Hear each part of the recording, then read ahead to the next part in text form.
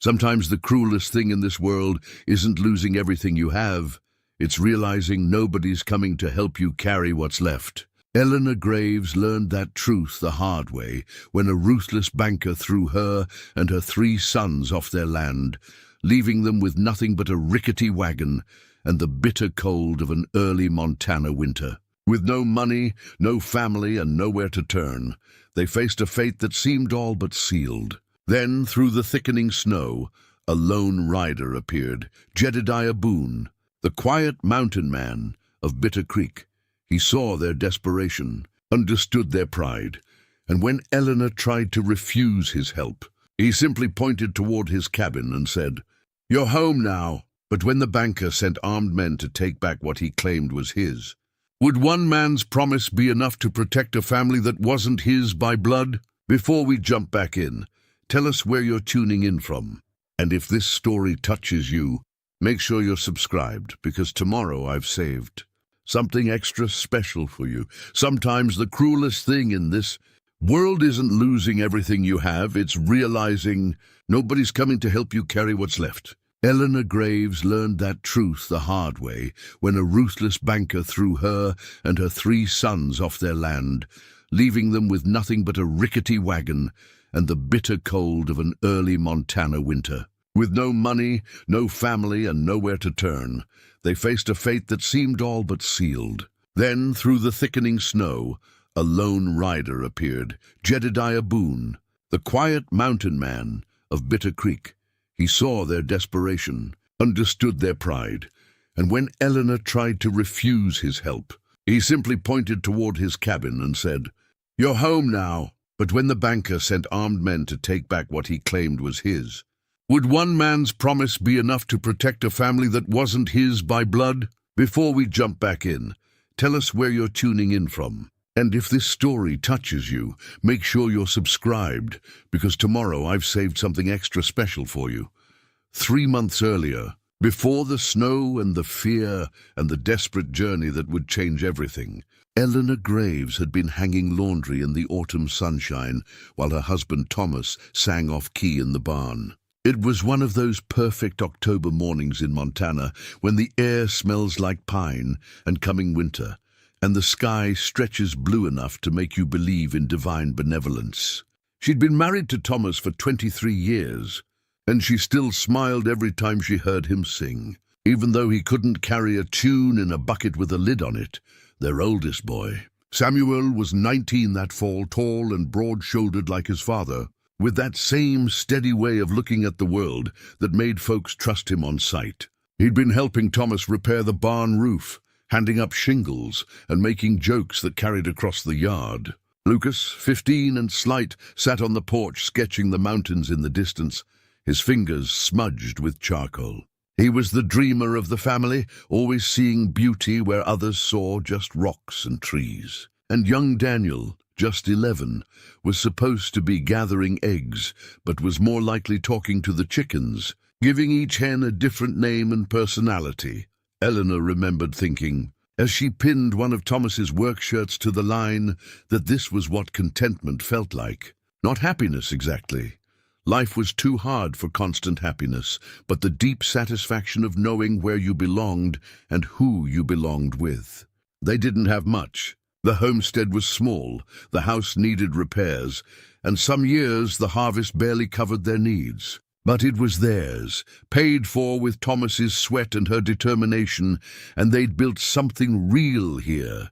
She'd heard the thump from inside the barn, not loud but wrong somehow, the kind of sound that makes your hands go still and your heart speed up before your mind even understands why. Samuel's shout came next, panicked and young. "Ma, come quick!" Thomas was on the barn floor when she got there, Samuel kneeling beside him, pressing his hands against his father's chest like he could push the life back in. Thomas's face had gone grey, his breath coming in short gasps that sounded like tearing cloth. His eyes found Eleanor's, and in them she saw apology and love and terrible understanding. "Don't you dare," she'd whispered, dropping to her knees beside him. "Thomas Graves, don't you dare leave me." But death doesn't care about dares or prayers or the fact that a woman still needs her husband and 3 boys still need their father. The doctor from town arrived 2 hours later, but by then Thomas was already gone, his heart given out at 52 years old. "Just stop," the doctor said, like a clock that had wound down. Nothing anyone could have done. The pocket watch in Thomas's vest had stopped at exactly 2:47 in the afternoon. Eleanor kept it that way, unable to wind it forward, as if keeping that moment frozen might somehow mean it. Hadn't really happened. The weeks after the funeral passed in a grey blur of casseroles from neighbours and whispered condolences and the terrible task of learning to sleep in a bed that felt too big and too empty. Samuel tried to step into his father's role, working himself near to exhaustion, trying to bring in the last of the harvest. Lucas grew quiet, his sketchbook abandoned. Daniel started having nightmares, calling out for his pa in the dark hours before dawn. Eleanor held them together through sheer will, but the truth was inescapable. They were failing. Without Thomas's strength and knowledge, without his years of experience coaxing crops from stubborn Montana soil, they couldn't make the homestead work. The hay wasn't properly stored. The winter wood wasn't fully cut. The barn repairs sat half-finished, and the first autumn storms found every gap and weakness in their home. Then Cyrus Harland came calling. Eleanor had met him only once before, years ago, when Thomas took out the mortgage to buy their additional acreage. Harland was the kind of man who looked at you like he was calculating your worth down to the penny, thin and sharp-featured, with pale eyes that never seemed to blink. He owned the first bank of Bitter Creek and half the businesses in town besides. Folks said he'd come west after the war with nothing and built an empire through cleverness and an absolute lack of mercy. He arrived in a fine buggy on a cold November morning, dressed in a suit too expensive for a frontier town, looking as out of place in their dusty yard as a peacock in a chicken coop. Eleanor met him on the porch, wiping flour from her hands, her spine straight despite the dread pooling in her stomach. "Mrs. Graves," he said, not bothering with pleasantries. "I've come regarding your outstanding mortgage payment." "I know it's late, Mr. Harland," Eleanor said, keeping her voice steady. "But we've had, well, you know what we've had. I need a bit more time. Come spring, we'll catch up. Samuel's a good worker, and spring." Harland smiled, and there was no warmth in it whatsoever. "Mrs. Graves, your husband missed the October payment. You're now in default on your loan agreement. The bank is exercising its right to foreclose." The word hit her like a fist to the chest. "Foreclose. Mr. Harland, please, this is our home. My boys have until December 1st to vacate the premises," he continued as if she hadn't spoken. "I'm sorry for your loss truly, but business is business. I have investors to answer to, and I can't make exceptions, no matter how tragic the circumstances." He handed her an envelope, the legal papers inside already prepared, and climbed back into his buggy. Eleanor stood on that porch watching him drive away, and felt the first real terror of what their future might hold. Homeless in winter with 3 boys to feed and nowhere to turn, she tried everything. She went to the other homesteaders, but they were all struggling themselves, barely making ends meet. She went to the church, but Reverend Morrison could offer only prayers and the suggestion that perhaps she might find work as a housekeeper in town. She even swallowed her pride and went back to Harland's office, offering to work off the debt somehow. But his secretary wouldn't even let her pass the lobby. The sympathetic looks from townspeople were almost worse than outright rejection. They pitied her, these good folks who'd known Thomas and liked him, but pity doesn't pay mortgages or put food on the table. One widow with 3 half-grown boys and no money, what could anyone do? On the morning of December 1st, Eleanor and her sons loaded everything they owned into their wagon. It wasn't much, some clothes, a few pots and pans, the quilts Eleanor's mother had made, Thomas's tools, and that stopped pocket watch she couldn't bear to leave behind. Samuel drove, his jaw set tight with anger he couldn't express. Lucas sat in back with Daniel, an arm around his youngest brother, both of them silent. Eleanor looked back once at the house they'd built, at the land they'd worked, at the barn where Thomas had died. Then she turned forward and didn't look back again. Looking back wouldn't help. They had to find a way forward now, even if she had no idea where that forward led. The temperature had been dropping all morning, and by afternoon the first snowflakes began to fall. Early for snow, even in Montana, but this was shaping up to be a hard winter. Eleanor pulled her shawl tighter and tried not to think about where they'd sleep that night, or the night after, or all the nights stretching ahead into an uncertain future. Samuel turned the wagon north, away from town, into the higher elevations where land was cheaper and settlements were sparse. Maybe they could find an abandoned cabin, he suggested, somewhere to wait out the winter at least. Eleanor nodded, not trusting her voice, and fingered the simple gold wedding band on her left hand, the one thing of value she'd refused to sell, even when Harlan's secretary had suggested it might help with the debt. It was all she had left of Thomas, besides her boys and her memories. She'd rather starve than part with it. The snow fell harder as they climbed, and the temperature continued its steady drop. By nightfall, they were high in the mountain passes, far from any settlement, and Eleanor knew with cold certainty that they couldn't survive long out here. Not in this weather, not without proper shelter or supplies. But they had nowhere else to go, no one else to turn to. And the wagon kept rolling forward through the gathering dark, because there was nothing else to do but keep moving.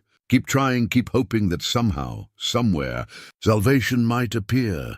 Sometimes the cruelest thing in this world isn't losing everything you have. It's realizing, as snow falls and darkness comes, and your children look to you for answers you don't possess, that you're truly and completely alone. Eleanor didn't know it yet. But help was already watching from the tree line ahead.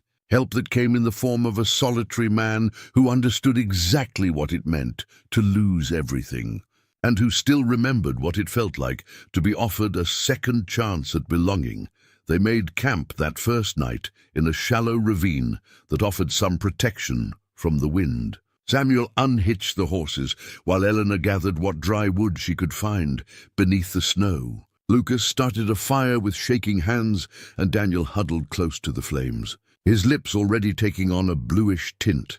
Eleanor distributed what food they had, cold biscuits and dried meat, nothing that needed cooking, and tried not to calculate how few days their supplies would last. Samuel ate mechanically, his eyes scanning the darkness beyond their small circle of firelight. Lucas barely touched his portion, and Daniel fell asleep with half a biscuit still clutched in his small fist. "Ma," Samuel said quietly, once the younger boys were settled. "We can't keep going like this. Daniel's already showing signs of cold sickness, and the horses won't last more than a few days in this weather without proper shelter." Eleanor knew he was right. She'd known it since they left, but admitting it out loud felt like surrender. "What choice do we have? We could go back to town. Maybe someone—" "No!" The word came out sharper than she intended. "We tried town, Samuel. There's nothing for us there except pity and closed doors." He was quiet for a long moment, staring into the fire. "Then we keep going north. Maybe we'll find an old trapper's cabin or something. People used to live up here back before the towns got established. It was a slim hope, but it was hope nonetheless." Eleanor nodded and pulled her shawl tighter around her shoulders. The temperature was still dropping, and the wind carried a bite that went straight through to the bone. She wondered if Thomas was watching from wherever the dead go, and if he was, what he thought of her leading their boys into the wilderness with no clear plan and winter closing in. She must have dozed eventually, because she woke to Daniel's coughing, harsh, rattling sounds that made her heart clench. She felt his forehead in the dim light of their dying fire and found it burning hot. Fever on top of everything else. Samuel was already awake, adding more wood to the fire. "How bad?" "Bad enough," Eleanor said, her voice tight. "We need to get him somewhere warm soon." They broke camp at first light, though calling it light was generous. The sky was heavy with clouds, and the snow fell steadily, already covering the tracks they'd made the night before. Daniel lay in the back of the wagon, wrapped in every quilt they had, shivering despite the fever. Lucas sat beside him, one hand on his brother's shoulder, his face pale with worry. The trail, such as it was, grew rougher as they climbed. Twice they had to stop to clear fallen branches, and once the wagon wheel hit a hidden rock hard enough that Eleanor heard something crack. Samuel inspected the damage and shook his head. The wheel split. "It'll hold for now, but not for long. We need to find shelter today, Ma, not tomorrow. Today!" As if in answer, the wheel gave an ominous creak as they started moving again. Eleanor closed her eyes and said a prayer to a god who seemed to have stopped listening weeks ago. When she opened them, she saw a figure on horseback watching them from a ridge, perhaps 50 yards distant. The man sat perfectly still, almost part of the landscape, dressed in furs and leather that blended with the snowy pines. Even from this distance, Eleanor could see he was tall and broad-shouldered, with a rifle resting across his saddle. For a moment she thought he might be a threat. There were desperate men in these mountains, men who might see a lone woman and 3 boys as easy prey. But he didn't move toward them. He just watched, and something in his stillness made Eleanor think he was assessing them the way a doctor might assess a patient, cataloguing their condition, determining their chances. Samuel saw him too, and reached for the old pistol Thomas had kept for wolves. "Wait," Eleanor said, though she wasn't sure why. Maybe it was desperation, or maybe it was something in the way the stranger sat his horse, not threatening, just observing. "Just wait." The man turned his horse and disappeared back into the trees. Samuel relaxed slightly, but kept the pistol in his lap. They continued on, the wagon wheel protesting with every revolution, Daniel's coughs punctuating the creak of wood and jingle of harness. An hour later, the wheel gave up entirely. The crack became a split, and the split became a break, and suddenly they were listing sideways, the wagon tilting at an angle that made the horses snort nervously. Samuel climbed down to inspect the damage and came back shaking his head. "It's done. Ma, we're not going anywhere on this wheel."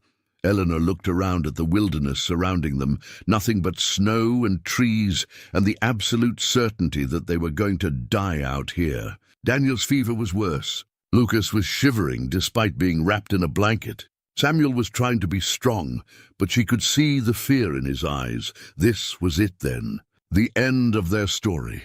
A widow and her 3 boys, frozen in the Montana mountains, because a banker wanted his money, and the world was too hard and too cold to care. Then she heard hoofbeats. The stranger emerged from the trees, riding a sturdy mountain horse, leading a pack mule behind him.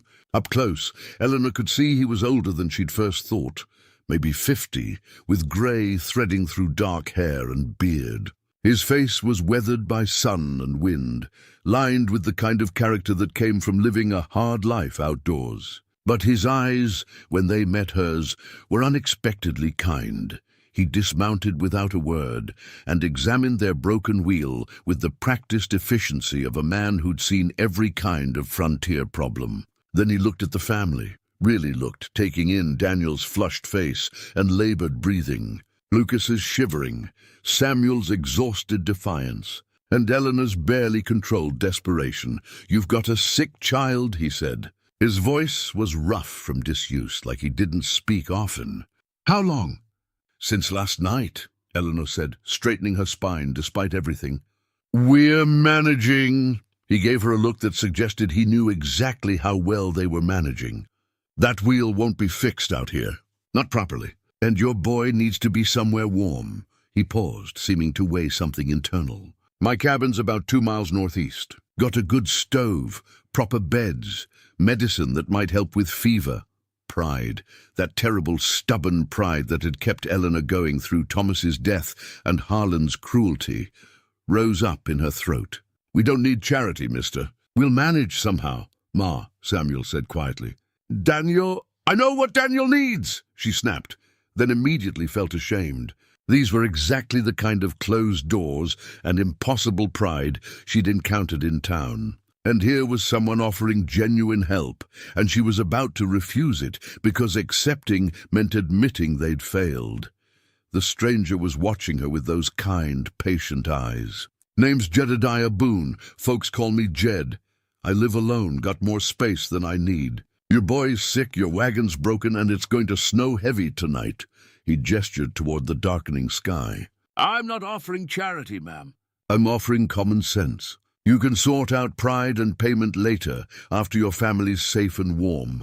Something in his voice, the calm reasonableness of it, the lack of pity or judgment, broke through Eleanor's defenses. She looked at Daniel, heard his ragged breathing, and made the only choice a mother could make. "All right," she said quietly. "Thank you, Mr. Boone." "Jed," he corrected. He was already moving, pulling tools from his pack mule. "Let's get this wheel patched enough to make it to the cabin. Won't hold long, but it doesn't need to." He worked quickly and competently, barely speaking except to direct Samuel in helping. Eleanor watched this strange mountain man repair their wagon with practiced hands, and wondered what kind of life had led him to live alone in this wilderness, and what had made him stop to help a desperate family when he could have just ridden past. Within half an hour, he'd rigged a temporary fix, leather straps and wooden splints that wouldn't last more than a few miles, but didn't need to. "Follow me," he said, mounting his horse. "Stay in my tracks. Trail gets tricky ahead." They followed him through the gathering dusk as the snow fell harder. True to his word, the trail was treacherous. Narrow paths along ridgelines, steep descents that made Eleanor's heart climb into her throat. But Jed knew every turn, every safe passage, leading them steadily through terrain that would have killed them if they'd tried it alone. Just as full darkness settled, they rounded a bend and saw it, a cabin nestled in a small valley, smoke rising from its chimney, warm light glowing from its windows. It looked like something from a dream, a haven impossible and perfect. Jed rode up to the door and dismounted. Samuel pulled the wagon to a stop, and for a moment nobody moved. It felt too good to be true, this salvation appearing exactly when they needed it most. Eleanor climbed down from the wagon, and her legs nearly gave out. She steadied herself against the wheel and looked at this stranger who'd saved them without even knowing their names. "Mr. Boone, Jed, we can't possibly impose on your hospitality. If we could just stay one night, until Daniel's fever breaks." He shook his head, and something in his expression made him look years older, touched by old grief. "You're not imposing, and you're not leaving in a day or two." He gestured toward the cabin, and his voice was firm but gentle. "You're home now." Those 3 words hung in the cold air, simple and profound. Eleanor felt tears prick her eyes and blinked them back furiously. Samuel helped Lucas get Daniel out of the wagon, and the boy stirred enough to look around with glassy, confused eyes. Jed held the cabin door open, and warmth spilled out into the night. Inside, Eleanor could see a large stone fireplace with a proper fire burning, a sturdy table, chairs, and most importantly, beds built into the wall. Real beds with what looked like actual mattresses. "There's a room for you and the young one," Jed said, nodding toward Daniel, "and space for the older boys near the fire. I'll bed down in the loft. Get your family inside and warm. We'll worry about everything else tomorrow." Eleanor wanted to argue, to maintain some shred of independence and dignity. But Daniel coughed again, a sound that rattled in his small chest, and Samuel was looking at her with eyes that begged her to let this happen. So she nodded, and they carried their few belongings inside. And for the first time since Thomas died, Eleanor Graves felt something other than grinding fear and exhaustion. She felt, against all reason and expectation, the faint stirring of hope. Jed busied himself getting a kettle of water heating, pulling down dried herbs from bundles hanging from the rafters. "Willow bark and elderberry," he explained, measuring portions with practiced ease. "Good for fever. Get him to drink a cup when it steeps." Eleanor settled Daniel into the bed, a real bed, with clean blankets that smelled like cedar and wood smoke. His fever was high, but the warmth of the cabin was already helping. She pulled the quilts up around his chin and smoothed his damp hair back from his forehead. "You're going to be all right," she whispered. "We all are." For the first time in months, she almost believed it. The first week in Jedediah Boone's cabin passed in a strange mixture of discomfort and relief. Daniel's fever broke on the 3rd day, thanks to Jed's herbal remedies and the warmth of a proper shelter. The boy was weak but recovering. spending his days wrapped in blankets near the fire, asking Jed endless questions in that uninhibited way children have. Eleanor threw herself into making herself useful, because sitting idle while accepting charity felt like swallowing glass. She cooked meals with the supplies Jed had stored, venison and root vegetables, dried beans and cornmeal. She mended his shirts and patched his worn trousers, discovering holes that had gone unrepaired for what must have been years. She swept the cabin floors and organized his shelves and did everything she could think of to earn their keep. Jed watched her industry with what might have been amusement, though his weathered face didn't give much away. He didn't tell her to stop, didn't insist she rest. He seemed to understand that Eleanor needed to contribute, that accepting help without reciprocation would break something fundamental in her. The cabin itself was larger than it had appeared from outside. One main room with the fireplace and kitchen area, a smaller bedroom that Jed insisted Eleanor and Daniel take, and a loft above where Jed had moved his own bedroll so Samuel and Lucas could sleep near the warmth of the fire. It was well built and well maintained, the kind of place that spoke of a man who knew how to take care of himself and his property. But there were odd, empty spaces too. A rocking chair that sat unused in the corner, its wood still smooth and unweathered as if it had never been sat in. Shelves built at a lower height than seemed practical for a man of Jed's size. And most noticeably, a cradle near the bedroom door, beautifully crafted from pine gathering dust. Eleanor noticed these things, but didn't comment. Everyone had their private sorrows, and Jed's were clearly carved into the very structure of his home. Samuel had taken to following Jed around like a shadow, eager to learn and to prove his worth. On the fourth morning, Jed handed him an axe and led him out to the woodpile. "Your grip's wrong," Jed said, watching Samuel's first few swings. "You're using your arms too much. Power comes from your core and your legs. Like this," he demonstrated, and the axe came down with a clean, efficient stroke that split the log perfectly. Samuel tried again, adjusting his stance, and this time the log split cleanly. A smile broke across his face, the first real smile Eleanor had seen from him since Thomas died. "That's it," Jed said with a small nod. "You'll build up the strength with practice. Your pa teach you much about woodcraft?" Samuel's smile faded slightly. "Some. He was going to teach me more, but then—" He stopped, jaw tightening. Jed was quiet for a moment, then said, "Loss is hard. Especially losing a father when you're just becoming a man yourself. You feel like you should have learned more, should have been ready." "Yes, sir," Samuel said quietly. "Well," Jed selected another log. "Can't change what's past, but I can teach you what your pa would have taught you if you're willing to learn." Samuel looked at him with something like gratitude, and Eleanor, watching from the cabin window, felt her throat tighten. This strange mountain man was giving her son something she couldn't, a way forward, a path to becoming the man Thomas would have wanted him to be. Lucas was harder to read. He helped with chores when asked, but remained mostly silent, spending long stretches staring out the window at the mountain landscape. One evening, Eleanor found him at the table with a piece of charcoal from the fire, sketching on the back of an old wanted poster Jed had used to line a shelf. "May I see?" she asked gently. Lucas hesitated, then slid the paper toward her.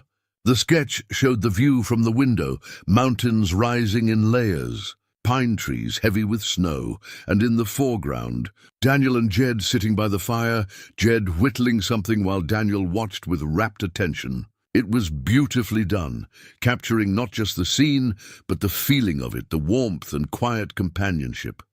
"Lucas, this is wonderful," Eleanor said, and she meant it. "I didn't realize you'd kept drawing." "I stopped for a while," he admitted. "After Pa died, it seemed, I don't know. Silly, I guess. Drawing pictures when everything was falling apart. It's not silly." Eleanor sat beside him. "Your father loved your drawings. He always said you had a gift for seeing the world differently than other folks." "I miss him, Ma," Lucas said, his voice cracking slightly. "I miss him so much, it feels like I can't breathe sometimes." Eleanor pulled him close, this sensitive middle son of hers who felt everything so deeply. "I know, sweetheart. I miss him too. Jed appeared in the doorway, stopping when he saw them. He started to retreat, but Eleanor shook her head slightly. He set down the firewood he'd been carrying, and after a moment's hesitation, moved closer to look at Lucas's drawing. He studied it for a long moment, and when he spoke, his voice was careful. "You've got a real talent, son. These mountains, you captured them just right. The way the light hits the snow, the shadows in the valleys." He paused. "If you want more charcoal for drawing, there's always plenty in the fire.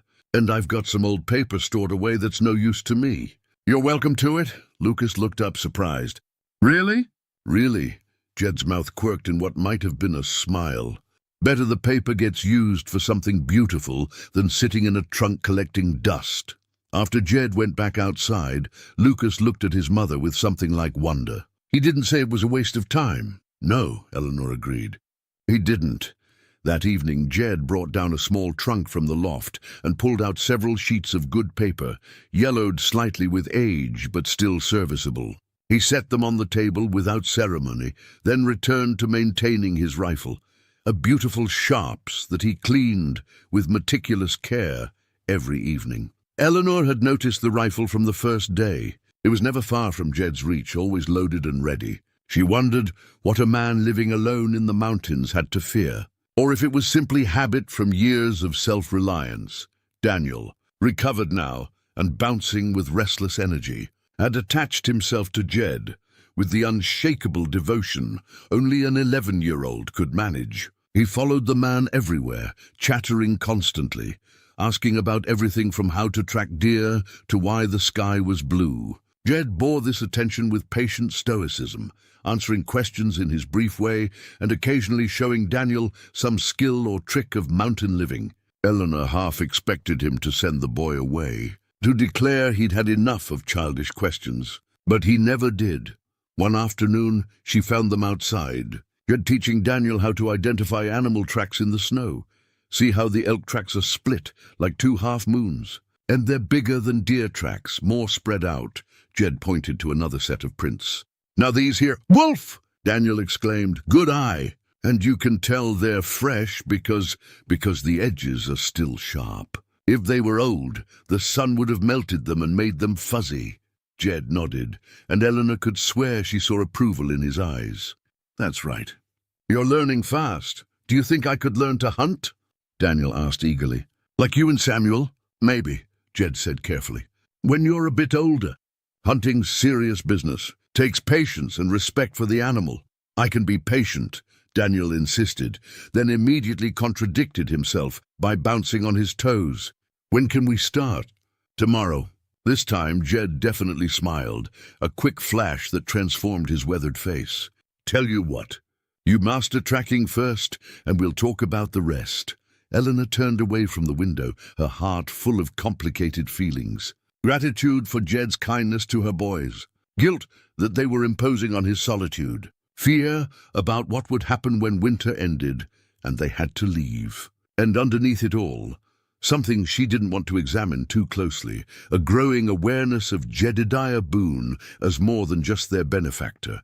He was. She was starting to realize, a good man who'd been alone too long. A man marked by loss, same as she was, trying to make his way in a hard world with whatever grace he could manage. That evening, after the boys were settled in their beds, Eleanor was washing dishes when Jed came to stand beside her, drying each plate and cup with careful attention.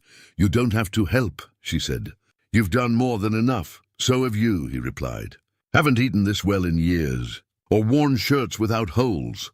He paused, seeming to choose his words carefully. "Your boys are good boys. Credit to you and your late husband.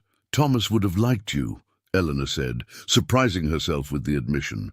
"He appreciated men who knew how to work, who didn't waste words." "Tell me about him," Jed said quietly. "If you want to." So she did. She told him about Thomas's terrible singing and his patient way with the boys, about the homestead they'd built and the dreams they'd shared. She told him about the morning Thomas died, and the awful months that followed, and the moment Cyrus Harland had taken everything they'd worked for.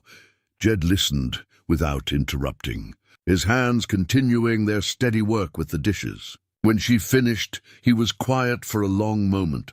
"I was married once," he said finally. "Her name was Rebecca. Met her in Denver, married her 2 months later because we both knew it was right." His voice was distant, remembering. "She was small and fierce, laughed like water over stones. We built this cabin together, planned our life." Eleanor waited, sensing there was more. "She died giving birth to our daughter," Jed continued. "The baby died too. Both gone in one night, and I couldn't—" He stopped, his jaw working. "I couldn't save either of them. Doctor said sometimes these things happen, but that didn't help. That didn't bring them back. I'm so sorry," Eleanor said softly. "That was 15 years ago," Jed said. "I kept the cabin, kept living, but I put away most of the things that reminded me too much. The rocking chair Rebecca wanted, the cradle I built for the baby. Couldn't bring myself to get rid of them, but couldn't stand looking at them either." Eleanor understood then why the cabin had those empty spaces, why Jed lived alone despite clearly being capable of community. He'd built walls around his grief, same as she had, and let the years pass in solitary survival. "This past week," Jed said, still not looking at her, "having your family here, it's reminded me what I gave up when I stopped trying. The cabin feels alive again, like it was always meant to be, full of voices and life, and I just forgot that for a while." Eleanor didn't know what to say to that. Her hands had stilled in the washwater, and she found herself very aware of Jed standing beside her. This quiet man who'd opened his home and his carefully guarded heart to a desperate family of strangers. "Thank you," she said finally, "for everything, for saving us, for letting us bring life back to your home." He met her eyes then, and something passed between them.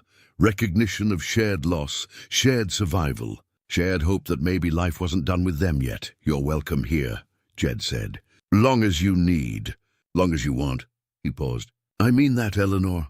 It was the first time he'd used her given name, and hearing it in his rough voice sent an unexpected warmth through her chest. She nodded, not trusting her voice, and returned to the dishes. But later, lying in bed with Daniel sleeping peacefully beside her, Eleanor twisted the gold wedding band on her finger and wondered what Thomas would think of this strange, new circumstance they'd found themselves in.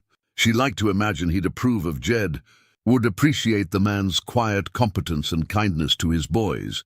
She also wondered, with a flutter of something that might have been guilt or might have been hope, what it meant that she was starting to feel at home here in this cabin, with this taciturn mountain man who'd said 3 simple words that had changed everything. "You're home now." Maybe, Eleanor thought as sleep finally claimed her. Maybe they were.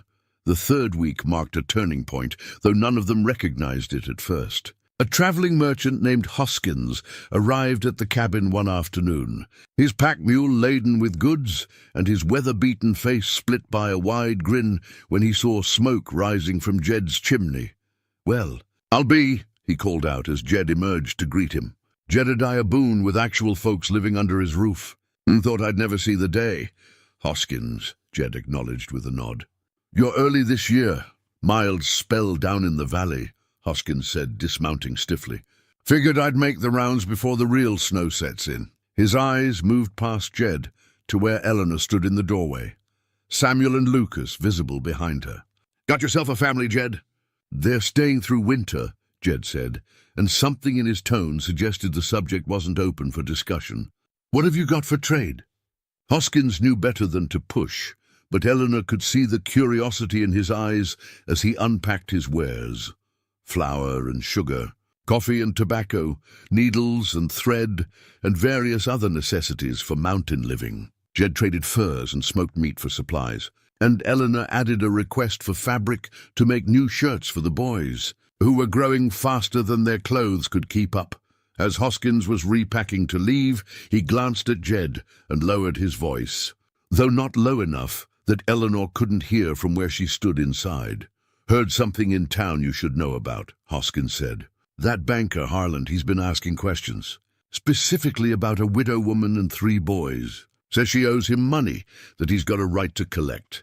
Eleanor's blood went cold. She saw Jed's shoulders stiffen. "She doesn't owe him anything," Jed said flatly. "He foreclosed on her property. That debt's settled. That's what I thought too, Hoskins agreed. But Harlan's saying different. Claims there were personal loans separate from the mortgage. Says he's got documents proving it. Don't know if it's true or not, but he's got the law in his pocket, and he seems mighty determined to find this woman. Jed was quiet for a long moment. He mentioned my place? Not yet, Hoskins said, but won't take him long to figure out where they might have gone. Not many places a family can survive in these mountains. He paused. Just thought you should know. Harlan's not the forgiving type, and he doesn't like being made to look foolish. After Hoskins left, Jed came inside to find Eleanor sitting at the table, her face pale. The boys had gone to tend the horses, giving the adults a moment of privacy. There were no personal loans, Eleanor said, her voice shaking with anger more than fear. Thomas never borrowed from Harlan outside the mortgage. This is a lie, another one of his schemes. I believe you, Jed said simply. He sat across from her, his expression thoughtful. Question is, what's he really after? Why chase you all the way into the mountains over money he knows you don't have? Eleanor thought back to the day of the foreclosure, to something Harlan had said in passing. He mentioned investors once, said something about development coming to the valley. Maybe our land is worth more than we knew, or he wants to make an example, Jed said grimly. Show everyone in Bitter Creek that Cyrus Harlan gets what he's owed, no matter what. Fear's good for business. What do we do? Eleanor asked. Jed reached across the table and covered her hand with his, a brief, warm pressure that steadied her. We prepare. Winter's coming on hard now. He won't send anyone up here until spring at the earliest. That gives us time. Time for what? Time to make sure you and the boys are protected, Jed said. This land is mine, free and clear. Paid off before Harlan even arrived in Montana. He's got no claim here.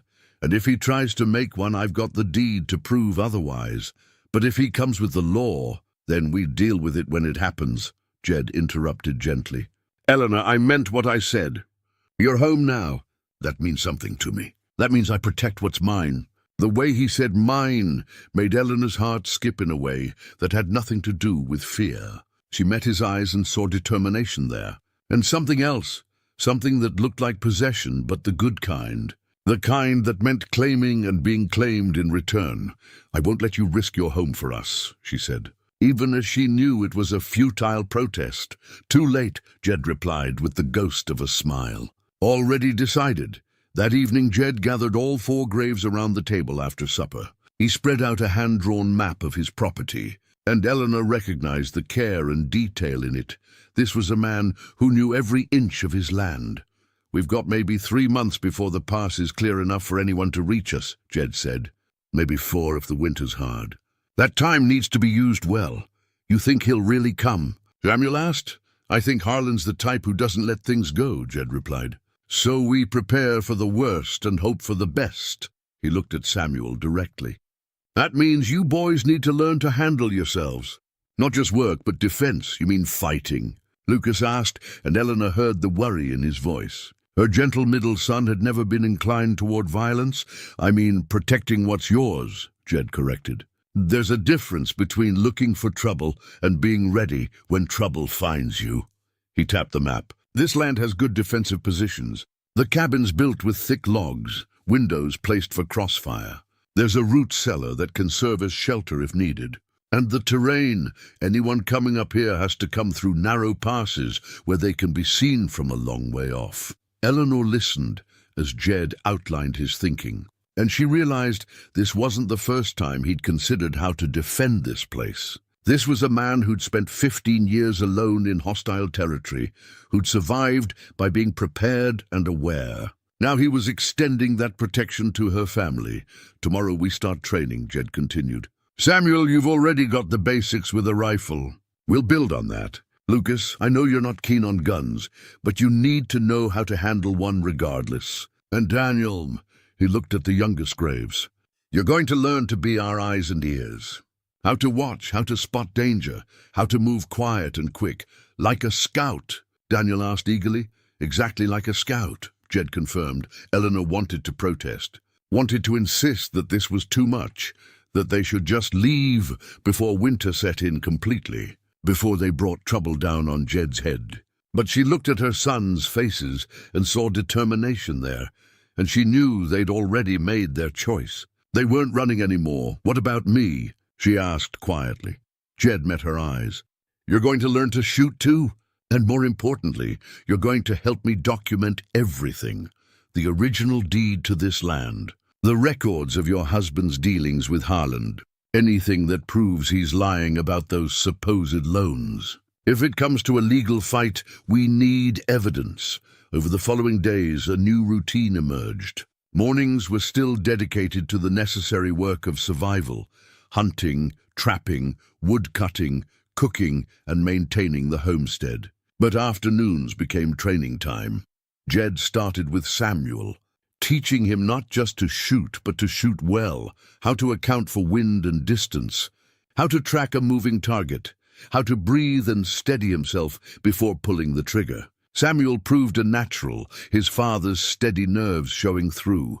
Lucas was more reluctant, his hands shaking the first time he held the rifle. But Jed was patient, never pushing, always explaining the why behind each lesson. "I don't want to hurt anyone," Lucas said one afternoon, "after missing the target for the 10th time. "Hopefully you won't have to," Jed replied. "But if someone comes here meaning harm to your family, you need to be able to protect them. That's not about wanting violence, son. That's about loving the people who depend on you." Something in those words got through. Lucas's next shot hit the target, and while he'd never have Samuel's natural skill, he became competent enough to be relied upon. Daniel took to his role as scout with enthusiasm that worried Eleanor slightly. Jed taught him to move through the snow without leaving obvious tracks, to watch for signs of approach, to recognize the sound of riders versus wildlife. The boy learned to read weather signs and to understand the mountain's moods. "You've got sharp eyes and a quick mind," Jed told him. "Those are worth more than strength sometimes. A good scout can save lives just by seeing danger before it arrives." Daniel glowed under the praise, and Eleanor watched her youngest son transform from a grieving child into someone with purpose and confidence. As for Eleanor herself, Jed taught her to handle his spare rifle, a lighter weapon than his sharps, easier for her to manage. She'd never fired a gun before, and the first shot nearly knocked her over. But she was stubborn, and she was motivated by a mother's fierce protectiveness. And within a week, she could hit a stationary target more often than not. "You're a natural," Jed told her one afternoon, and she felt absurdly pleased by the compliment. Evenings were spent documenting everything they could remember about Thomas's dealings with Halian. Eleanor wrote out a detailed timeline, while Lucas sketched maps of their old homestead, marking property lines and improvements they'd made. Samuel contributed what he remembered of his father's business discussions, and even Daniel helped by recalling small details that proved surprisingly important. Jed produced his own property deed, a document yellowed with age, but clear and legal, showing that his father had claimed this land in 1855 and that ownership had passed to Jedediah upon his death in 1868. There was no mortgage, no line, no legal claim anyone could make on this property.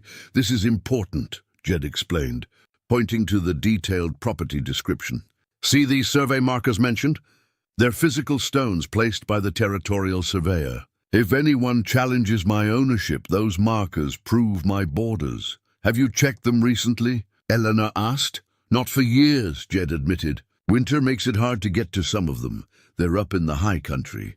But come spring, before anyone can make a move, Samuel and I will go verify they're still there and document their locations." As they worked, Eleanor became aware of how seamlessly they'd become a unit. Jed would start a thought and she'd finish it. Samuel would ask a question, and Jed would answer as naturally as if he'd been teaching the boy his whole life. Lucas would sketch something, and Jed would suggest improvements with the eye of someone who genuinely cared about the boy's development. Daniel would chatter on about something he'd learned, and Jed would listen with attention that never wavered. They were becoming a family, and everyone knew it, except maybe they were all too careful to say it out loud. One evening, Eleanor was mending by firelight when she noticed Daniel had fallen asleep against Jed's shoulder. The man had been reading aloud from an old newspaper, and the boy had gradually dozed off, lulled by the deep rumble of Jed's voice. Jed looked down at Daniel, then at Eleanor, and there was such tenderness in his expression that she had to look away before the tears gathering in her eyes could fall. Later, after she'd carried Daniel to bed and tucked him in, she found Jed standing at the window, looking out at the snow-covered landscape lit by moonlight. "He called me Pa today," Jed said quietly. Daniel did. "He was asking me something and he said, 'Pa, can you show me?' And then he stopped, looked embarrassed, said he was sorry." "What did you say?" Eleanor asked. "I told him it was all right," Jed replied. "That he could call me whatever felt right to him." He paused. Should I have discouraged it? I don't want to replace his father's memory." Eleanor moved to stand beside him, close enough that their shoulders nearly touched. "Thomas would want his boys to have someone they could call Pa, and I think—" She stopped, gathering courage. "I think he'd approve of you." Jed turned to look at her, and in his eyes she saw hope and fear and longing all mixed together. "Eleanor, we should get some sleep," she said, suddenly afraid of where this conversation might lead, of what they might say that couldn't be unsaid. "Tomorrow's another day of training." She retreated to the bedroom, closing the door softly behind her, and sat on the edge of the bed with her heart racing. She touched Thomas's pocket watch, still frozen at 2:47, and whispered, "I still love you. I always will. But I think I might be falling for him too. Is that all right? Can I do both?" The watch, of course, didn't answer. But somehow, sitting in the quiet darkness of a cabin that was starting to feel like home, Eleanor felt at peace with the question. Even without an answer, outside snow continued to fall, and winter settled in with the promise of a long, sheltered season. Inside, a family that had been broken was slowly knitting itself back together in a new configuration, preparing for the challenges ahead while learning to trust in the present moment. And somewhere in the valley below, Cyrus Harland made his plans, unaware that the widow and her sons had found something worth fighting for, and a protector who wouldn't back down. The fourth week brought deeper cold and deeper bonds. The snow piled high enough that the cabin windows on the north side were half buried, creating a hushed, insulated world where time seemed to slow. They were truly snowed in now, cut off from the valley below, until spring came to melt the passes. Eleanor found herself settling into rhythms that felt both strange and right. She woke before dawn to help Jed with the fire, and they'd share that first cup of coffee in companionable silence, watching the darkness gradually lighten to grey through the frost-covered windows. Her hands had learned the geography of his kitchen, knew where he kept the cornmeal and coffee, the salt pork and dried beans. She'd reorganized his shelves without asking, and he'd accepted the changes without comment, as if her mark on his space was natural and welcome. The boys had fully adapted to mountain life. Samuel moved with Jed's economy of motion now, no wasted effort, every action purposeful. He'd taken to wearing the hunting knife Jed had given him at all times, and Eleanor noticed how he'd touch it sometimes, as if reminding himself of his capability and responsibility.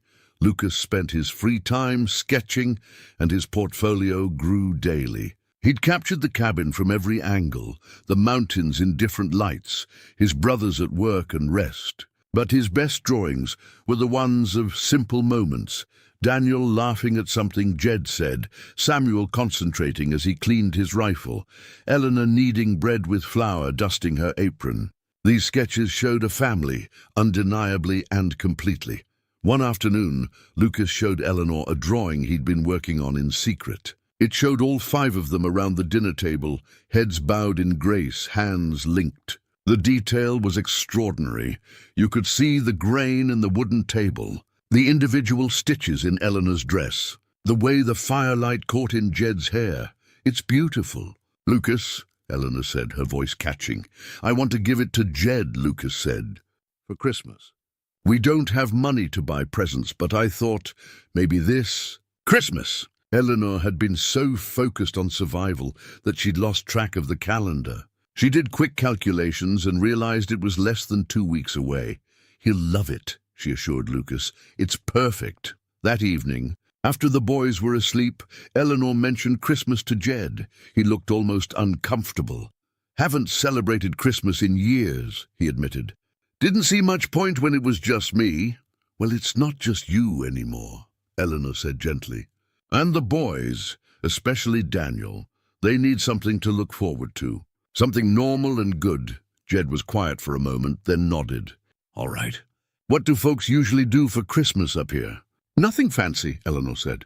"A good meal if we can manage it. Maybe small gifts, though we don't have much to work with." She paused. "Mostly it's about being together, acknowledging that we've made it through another year, that we have each other." "That I can do," Jed said, and something in his voice made Eleanor look at him more closely. He was staring into the fire, his weathered face thoughtful. "Might be nice, actually. Having something to celebrate again." Over the next week, everyone prepared in secret. Eleanor noticed Jed disappearing into the barn for long stretches, heard the sound of sawing and planing. Samuel vanished into the woods for hours at a time, returning with mysterious bundles he wouldn't let anyone examine. Even Daniel was working on something, his small hands busy with what looked like pine cones and bits of string. Eleanor herself was knitting, something she'd started weeks ago but now poured herself into with renewed purpose. She was making a scarf for Jed, using wool yarn she'd unraveled from an old sweater of Thomas's. It felt right somehow, taking something of Thomas's and making it into something for Jed, as if she was weaving her past and present together. The work was meditative, and as her fingers moved through the familiar patterns, Eleanor let herself think about things she'd been avoiding. She thought about the fact that she smiled more now than she had in months, that she looked forward to mornings because they meant coffee with Jed, that she'd started noticing small things about him, the way his eyes crinkled when he almost smiled, how gently he handled even the smallest creatures, the rough kindness in his voice when he spoke to her sons. She thought about the evening a few days ago when she'd been reaching for something on a high shelf, and Jed had come up behind her to help, his hand covering hers on the jar of preserves, his presence solid and warm at her back. They'd stood frozen for a heartbeat too long, and when Eleanor had turned, they'd been close enough that she could see the flecks of green in his grey eyes. "Thank you," she'd whispered, and he'd nodded and stepped back, but something had shifted in that moment. Some invisible boundary acknowledged and carefully not crossed. Eleanor knew what was happening. She was falling in love with Jedediah Boone, this quiet mountain man who'd saved her family and given them not just shelter, but purpose and belonging. The realization didn't come as a shock, so much as a gentle recognition, like watching sunrise and finally being able to name the moment when night became day. But she didn't know what to do about it. Thomas had been dead less than 4 months. Was it too soon? Was she dishonoring his memory by feeling these things for another man? And even if she could reconcile her own feelings, what about Jed? He was kind to her, protective, but that might be simple decency rather than deeper affection. She twisted the gold band on her finger, Thomas's ring that she still wore, still couldn't quite imagine removing. Christmas Eve arrived with clear skies and bitter cold. Eleanor prepared the best meal she could manage, venison roast that Samuel had shot, root vegetables from Jed's stores, biscuits with precious honey, and dried apple pie made from fruit Jed had preserved the previous fall. After dinner, they gathered around the fire, and Jed surprised everyone by producing a small pine tree he'd cut and brought inside, setting it in a bucket of stones near the hearth. "Thought we should have a proper Christmas tree," he said, looking almost embarrassed by the gesture. Daniel's eyes went wide with delight, and even Samuel and Lucas smiled. They decorated it with what they had, strings of popcorn Eleanor and Daniel had made, pine cones painted with soot mixed with water to make them dark and interesting, and strips of cloth torn from worn-out clothes and tied into bows. When they finished, the little tree looked humble but cheerful, a small celebration of life and creativity in the midst of wilderness and winter. "It's perfect," Eleanor said, and she meant it. They sang carols, the boys remembered most of the words, And Jed contributed a surprisingly pleasant bass voice that Eleanor had never heard before. She caught herself watching him as he sang, seeing a different side of this taciturn man. And when he met her eyes across the firelight, something passed between them that made her breath catch. Finally, it was time for gifts. Daniel went first, proudly presenting everyone with small figures he'd carved from pine branches, crude but recognizable animals. A deer for Samuel, a bird for Lucas, a bear for Jed, and for his mother a rabbit. "Because you're quick and smart and you take care of everyone," Daniel explained earnestly. And Eleanor had to hug him to hide the tears in her eyes. Lucas gave his drawing to Jed, who took it with hands that weren't quite steady. He studied it for a long time, his expression unreadable. And when he finally looked up, his eyes were suspiciously bright. "This is, Lucas, this is the finest gift anyone's ever given me," he said, his voice rough. "Thank you." Lucas beamed, and Eleanor saw how much her middle son had needed that validation, that acceptance of his art as something valuable and worthwhile. Samuel presented his mother with a beautifully tanned rabbit pelt, soft as silk, dyed a rich brown with walnut husks. "For a new winter cloak," he said. "I know your old one's worn through." Eleanor held the pelt against her cheek, marveling at the workmanship. "Samuel, this is beautiful. When did you learn to tan leather?" "Jed's been teaching me," Samuel said, glancing at the older man with obvious respect and affection. Jed's gifts were practical but thoughtful. A new whetstone for Samuel. A set of proper drawing pencils he must have ordered from Hoskins months ago for Lucas. And for Daniel, a small knife appropriate for a boy, with a sheath that bore Daniel's initials carved into the leather. For Eleanor, he produced a rocking chair cushion, beautifully made from leather and stuffed with something soft. "Thought you might want to use that chair," he said, nodding toward the unused rocker in the corner. "Seems a shame for it to sit empty." Eleanor understood what he was really saying, that Rebecca's chair didn't need to be a shrine anymore, that it could be used and loved again without dishonoring memory. She stood and kissed his cheek without thinking, a brief press of lips against weathered skin, and felt him go still beneath her touch. "Thank you," she whispered, "for everything."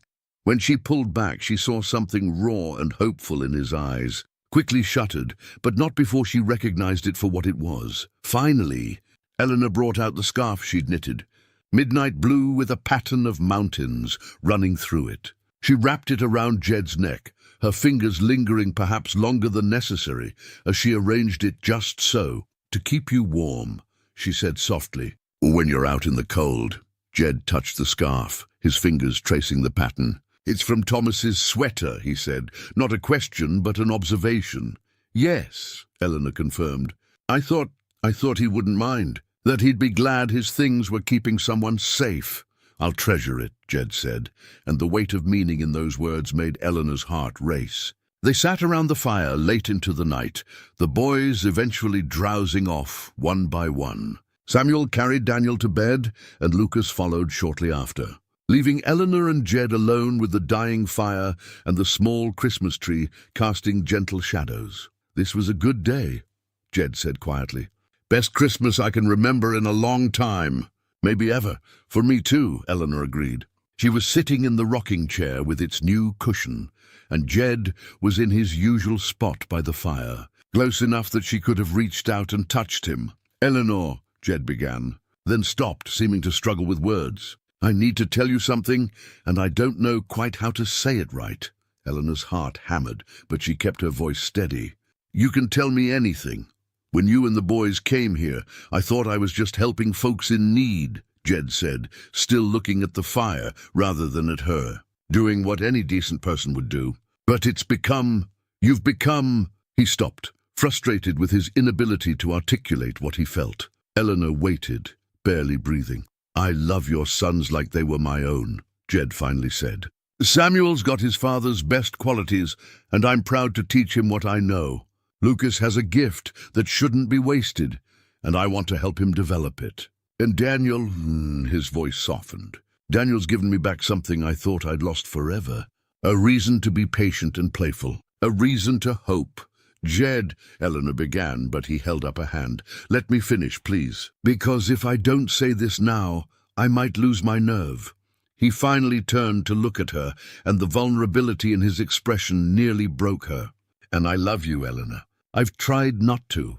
Tried to tell myself it was too soon, that you were still grieving, that I had no right. But I can't help it. You brought my home back to life. You've reminded me what it means to care about someone, to want to protect and provide and belong to someone again. Eleanor felt tears sliding down her cheeks. I love you too, she whispered. I didn't think I could. I thought loving you would mean betraying Thomas's memory. But I don't think that's how love works. I think we have enough love for both the people we've lost and the people we find. And I've found you, Jed, or maybe you found me. Either way, I don't want to lose this. Jed crossed the small distance between them and knelt beside the rocking chair, taking her hands in his. I'm not asking you to forget Thomas or to take off that ring before you're ready. I'm just asking, can there be room for me too? Can we build something here together? Yes, Eleanor said through her tears. Yes, there's room for you. There's room for all of this. He pulled her gently to her feet and into his arms, and she went willingly, resting her head against his chest and feeling his heart beat steady and strong beneath her ear. They stood like that for a long time, holding each other in the firelight, and Eleanor felt something in her chest that had been frozen since Thomas died finally begin to thaw. We'll go slow, Jed murmured into her hair. We've got time. No need to rush anything. No need to rush, Eleanor agreed. But she tilted her head up, and when he bent down, their lips met in a kiss that was tender and tentative and full of promise. When they finally pulled apart, both of them were smiling, real, full smiles that transformed both their faces. Eleanor touched the scarf around Jed's neck, then reached up to cup his weathered cheek. Merry Christmas, Jed. Merry Christmas. Eleanor. Outside, the snow fell softly, covering the mountain in pristine white. Inside, two people who'd both lost their first loves had found their way to a second chance at happiness. And upstairs in the loft, three boys slept peacefully, secure in the knowledge that they had a home and a family and a future that looked at last like it might turn out all right. The gold band still circled Eleanor's finger, and Thomas's pocket watch still sat frozen at 2:47. But Eleanor understood now that keeping those things didn't mean staying frozen herself. Love wasn't a finite resource that ran out when you used it. It was something that could expand and grow, making room for old grief and new joy, for memory and hope, for what was lost and what was found. She was home now. They all were. And that was the greatest gift of all. January came with a cold so fierce it made the previous week seem mild. The temperature dropped so low that water thrown from a cup would freeze before hitting the ground. Ice formed on the inside of the windows despite the constantly burning fire, creating crystalline patterns that Daniel traced with his finger each morning. But inside the cabin, warmth of a different kind had taken root. After Christmas Eve's confessions, Eleanor and Jed moved forward with the careful deliberateness of people who understood the value of what they'd found. There were no grand declarations or dramatic changes, just small adjustments that spoke of deepening commitment. Jed began sitting closer to Eleanor in the evenings, their shoulders touching as they worked on their separate tasks. She'd reach over to refill his coffee without asking, and he'd hand her the thread she needed before she looked for it. Their hands would brush in passing, and they'd share private smiles that made the boys exchange knowing glances. Samuel had been the first to truly understand what was developing between his mother and Jed. One morning, as he and Eleanor prepared breakfast while Jed was outside checking the animals, Samuel said quietly, "Pa would approve, you know." Of Jed, Eleanor's hands stilled over the biscuit dough she was kneading. "You think so?" "I know so," Samuel said firmly. Pa always said the measure of a man was how he treated those weaker than himself. Jed could have turned us away, but he didn't. He could have helped us just enough to get by, but instead he's teaching us, protecting us, caring about our futures. He paused. "And he makes you smile again, Ma, really smile." "Pa would want that for you." Eleanor had to turn away to hide her tears. "When did you get so wise?" "I had a good teacher." Samuel replied, and she wasn't entirely sure if he meant Thomas or Jed. Perhaps he meant both. Lucas, in his quieter way, had also given his blessing. He'd started a new drawing, one he worked on in secret but that Eleanor had glimpsed once. It showed her and Jed standing together, his arm around her shoulders, both of them looking out at the mountains. The drawing was titled New Beginnings, and Eleanor had pretended not to see it. Knowing Lucas would present it when he was ready, Daniel, with a child's straightforward acceptance, had simply started calling Jed Pa without self-consciousness. The first few times, Jed had looked startled, but he'd never corrected the boy, and gradually the name had become natural. Samuel and Lucas still called him Jed, which felt right. They were old enough to remember Thomas clearly, to hold space for both the father they'd lost and the man who was stepping into that role now.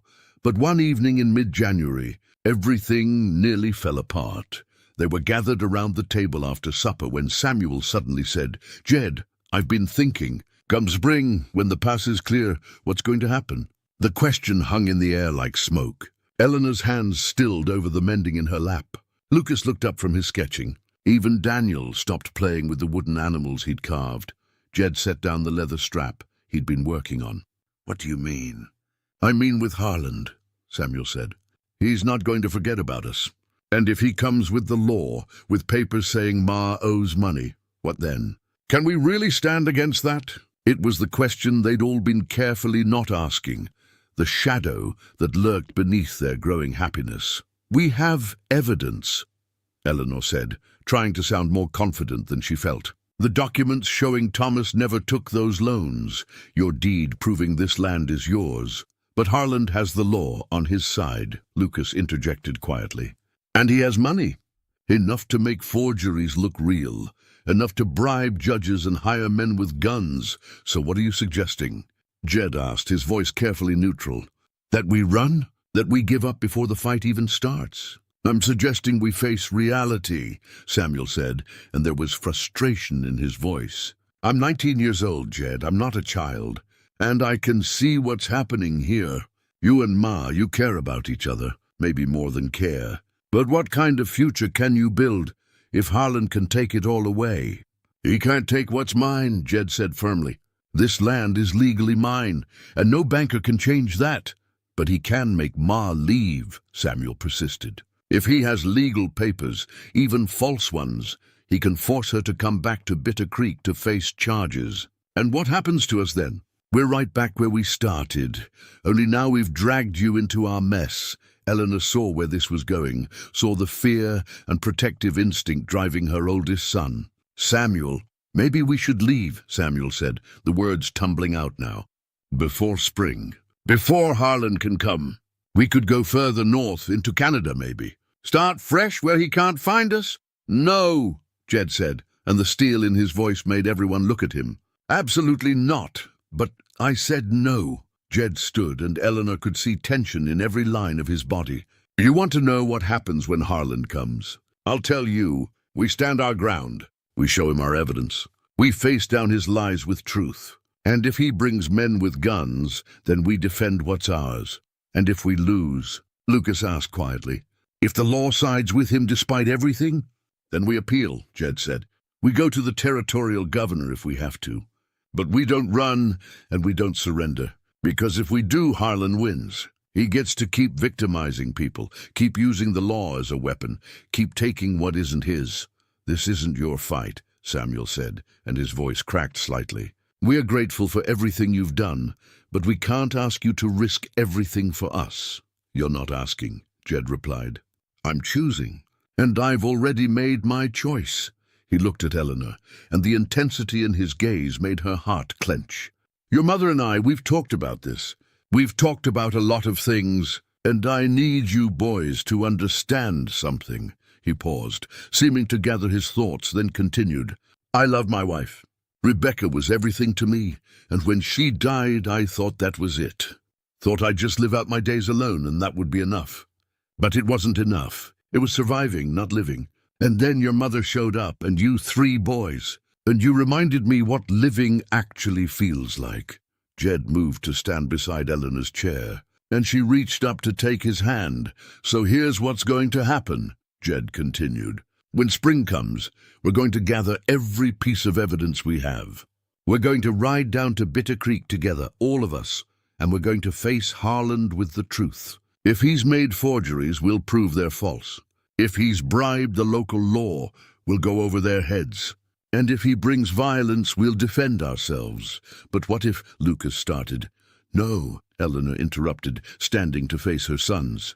"Jed's right. We've been running and hiding and trying to stay small and invisible. But that's not how we survive. That's how we disappear. Your father didn't raise you to be afraid, and I haven't kept you safe all these months just to teach you that might makes right and lies win." She looked at each of her boys in turn. "Samuel, you're brave and strong, and you're right that you're not a child anymore. So stop trying to make decisions out of fear.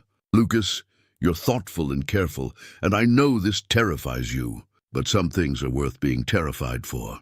And Daniel," she looked at her youngest, who was watching with wide eyes, "you've already lost one home. I won't let you lose another without a fight. We're a family now," Jed added. "Maybe not in the conventional way, maybe not by blood, but we're a family nonetheless, and families stand together. They don't cut and run at the first sign of trouble." Samuel was quiet for a long moment, his jaw working. Finally he nodded. "All right, we fight, but we do it smart. We prepare, we document everything, and we make sure we have every advantage we can get." "Agreed," Jed said. "And we start by finding those survey markers you mentioned," Samuel continued, his mind already working through the logistics. "Before the snow melts completely, while we can still move without anyone knowing. We verify every boundary, photograph or sketch every marker, get ironclad proof of your property lines. That'll mean going into the high country," Jed warned. "It's dangerous in winter, more dangerous than waiting for Harland to make his move." Samuel countered. Jed smiled slightly. "Fair point. All right. Soon as we get a clear weather window, you and I will make the trek." Lucas had been quiet, but now he spoke up. "I should come too. You'll need detailed sketches of the markers, showing their position relative to landmarks. My drawings could be evidence in court. It'll be hard travel," Jed cautioned. "I can handle hard," Lucas said, and there was a new firmness in his voice that reminded Eleanor he was 15 now, nearly a man, and had already endured more hardship than many people faced in a lifetime. The tension that had filled the room began to ease. They had a plan now, however uncertain, and that was better than the vague dread that had been building. But that night, after the boys were asleep, Eleanor found Jed standing outside despite the cold, staring up at stars so bright and numerous they looked like someone had spilled salt across black velvet. She wrapped a shawl around her shoulders and joined him, and he immediately put his arm around her, pulling her close for warmth. "You're worried," she said quietly. "I'm thinking," Jed corrected. "There's a difference. What are you thinking about?" He was quiet for a moment. "I'm thinking that I told those boys we'd face Harland down with truth and law, and that's what we'll do. But I'm also thinking that men like Harland don't play by the rules when the rules don't suit them." "You think he'll come with violence?" Eleanor said. "Not a question. I think he'll try legal means first, because that's easier," Jed replied. "But if that doesn't work, yes, I think he'll escalate. Men don't build empires by accepting defeat gracefully." Eleanor shivered, and not from cold. "I'm putting you in danger. Maybe Samuel's right. Maybe we should—" "Don't," Jed interrupted gently but firmly. "Don't second-guess this, Eleanor. I meant what I said. You and the boys, you're mine now, and I protect what's mine." "I love you," Eleanor said, the words still new enough to make her heart race when she spoke them. "I love you too," Jed replied, and kissed the top of her head. "We're going to get through this. All of us. Together." They stood in the cold and the starlight, holding each other, and Eleanor chose to believe him. Because the alternative, imagining a future without this man, without this home, without the family they were building, was unthinkable. Inside, the fire burned low, and 3 boys slept peacefully, trusting that the adults in their lives would find a way through the challenges ahead. Outside, the mountains stood eternal and indifferent, keeping their secrets, holding their survey markers, waiting for spring and whatever it would bring. Eleanor touched the gold band on her finger, Thomas's ring that she still wore, that she thought she might always wear. But now she understood it wasn't a barrier between her past and her present. It was a bridge, a reminder that love didn't end, it transformed. Thomas's love had carried her through his death and through the terrible months after. And now Jed's love was carrying her forward into whatever came next. "Come inside," she said softly. "It's too cold out here." "In a minute," Jed replied. I'm memorizing this moment, this feeling. Having you here, knowing the boys are safe inside, knowing we're all together. Because no matter what happens, no one can take this moment away from us." Eleanor understood. She pressed closer against his side, and together they stood under the vast Montana sky, marking this moment of peace before the storm, storing up strength for the battles ahead. Finally, they went inside, banking the fire and checking that the boys were warm beneath their quilts. Jed climbed to his loft, and Eleanor retreated to her room, but before they parted, their hands clasped briefly, a promise without words. Whatever came with the spring, whatever Cyrus Harland had planned, they would face it together. They were a family now, cobbled together from loss and loneliness and the pure grace of two desperate souls, finding each other in the wilderness. And that, Eleanor thought as she drifted towards sleep, was worth fighting for. Worth risking everything for, because some things in life were more precious than safety, more valuable than comfort.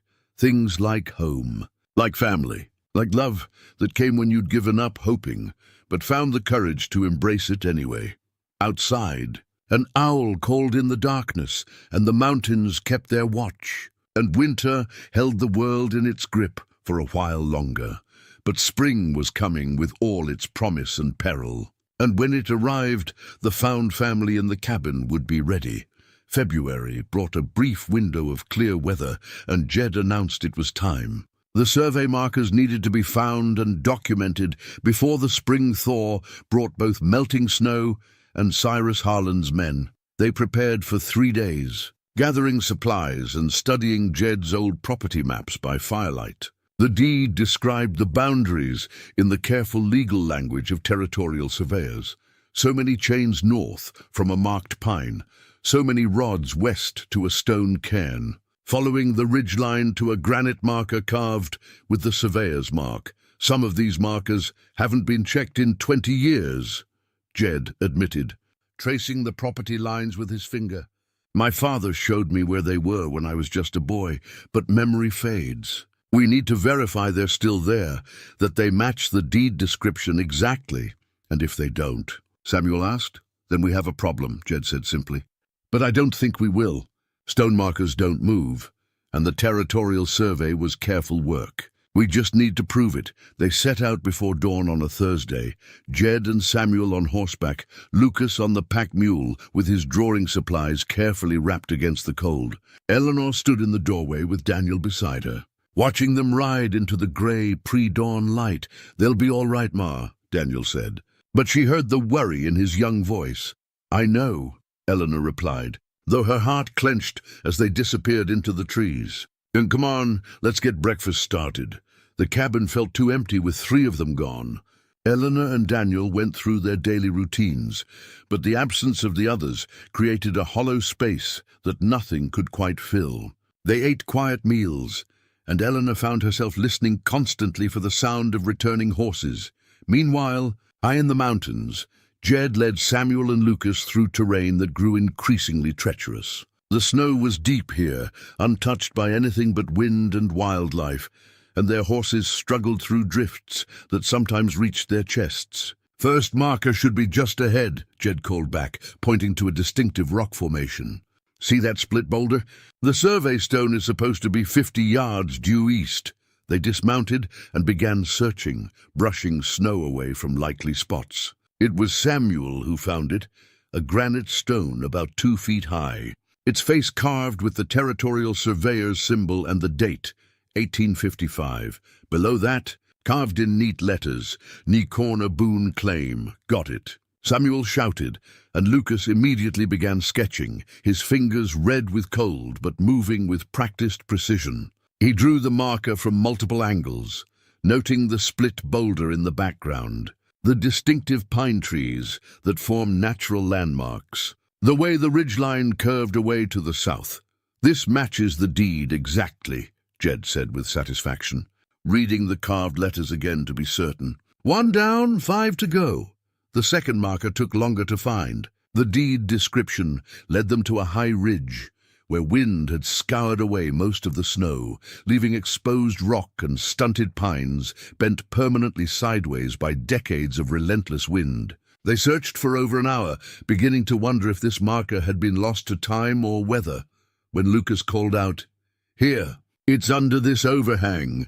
The stone was smaller than the first, but equally well preserved, tucked into a natural shelter that had protected it from the elements. Lucas sketched while Samuel used a small hand mirror to catch the sunlight and verify the carved details, reading them aloud to compare against the deed. "This is good," Jed said as they prepared to move on. "2 markers verified means the northern boundary is solid. Now we need to check the southern line."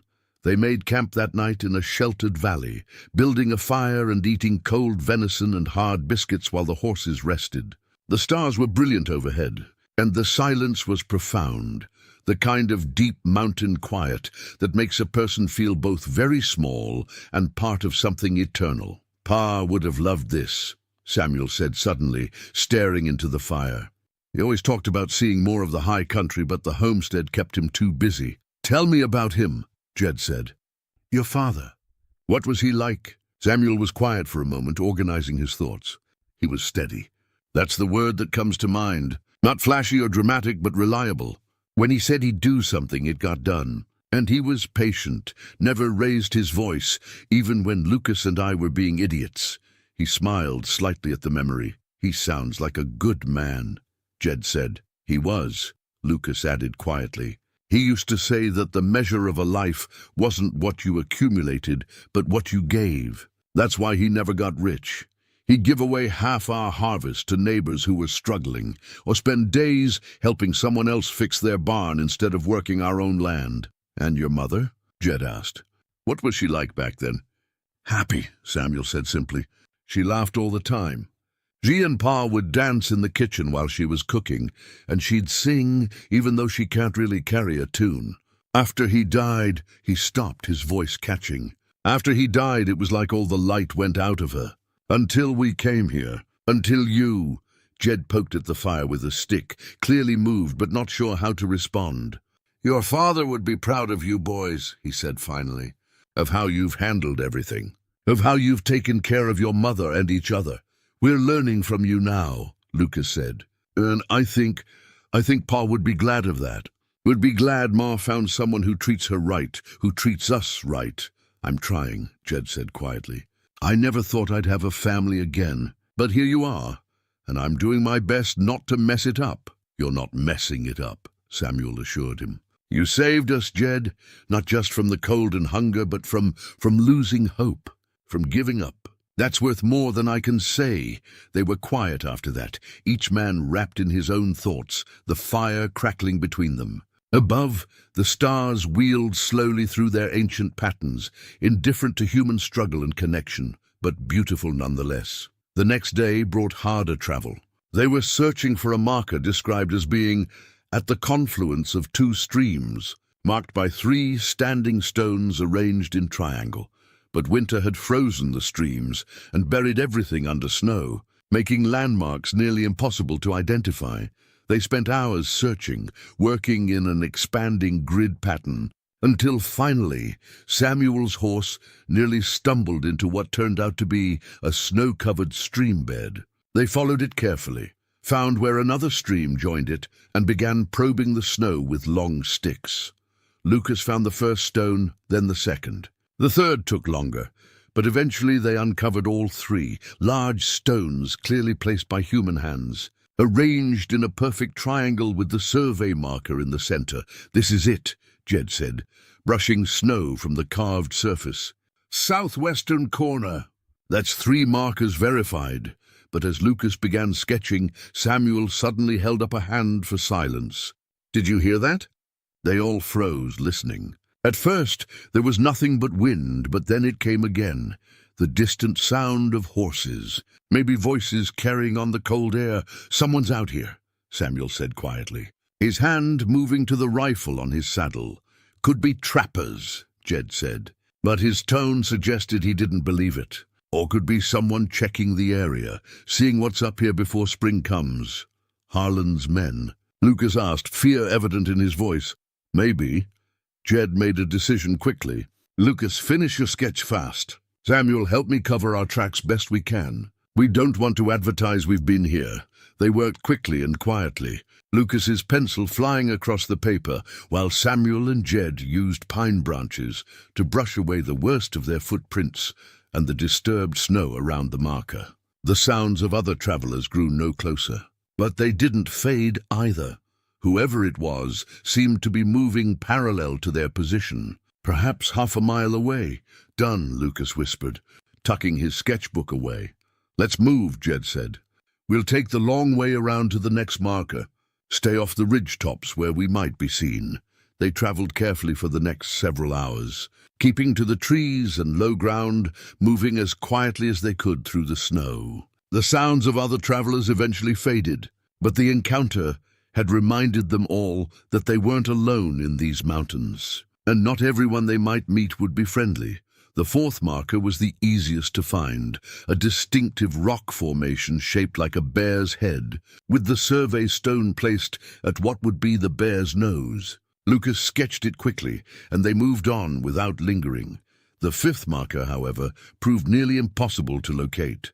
The deed description placed it at the lightning-struck pine on the eastern ridge, but when they reached the area, they found not one but dozens of dead pines, any of which could have been struck by lightning over the past 70 years.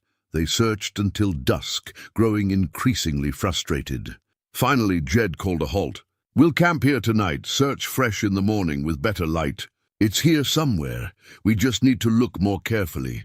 That night, Samuel took first watch, while Jed and Lucas slept. He sat by their small, carefully shielded fire, his rifle across his lap, and thought about everything that had brought them to this moment. A year ago, his biggest concern had been whether they'd have enough hay for winter. Now here he was, camped in the high mountains, searching for property markers to defend against a corrupt banker, protecting a family that had been remade by loss and luck. He thought about his father, wondered what Thomas would make of all this. Would he approve of Samuel learning to hunt and trap? Would he be glad that Ma had found someone like Jed? Would he understand why Samuel sometimes caught himself thinking of Jed as a second father, even while Thomas's memory remained vivid and cherished? Samuel liked to think the answer was yes to all of it. His father had been practical above all. He'd have wanted his family safe and cared for. And if that meant Eleanor finding love again, if that meant his sons learning from another good man, Thomas would have accepted it, maybe even celebrated it. A sound brought Samuel's attention snapping back to the present. Something was moving in the darkness beyond their camp, something large from the sound of breaking branches. He stood slowly, raising his rifle, his heart hammering. "Jed," he called softly. "Wake up." Jed was alert instantly, years of mountain living making him a light sleeper. He grabbed his sharps and moved to Samuel's side, both of them peering into the darkness. The sound came again, closer now. Then a large shape emerged from the trees. A bull elk, magnificent and unconcerned, moving through their camp area as if they didn't exist. It paused to browse on some exposed grass, its breath steaming in the cold air, then moved on into the night. Samuel let out a breath he hadn't realized he was holding. "Just an elk.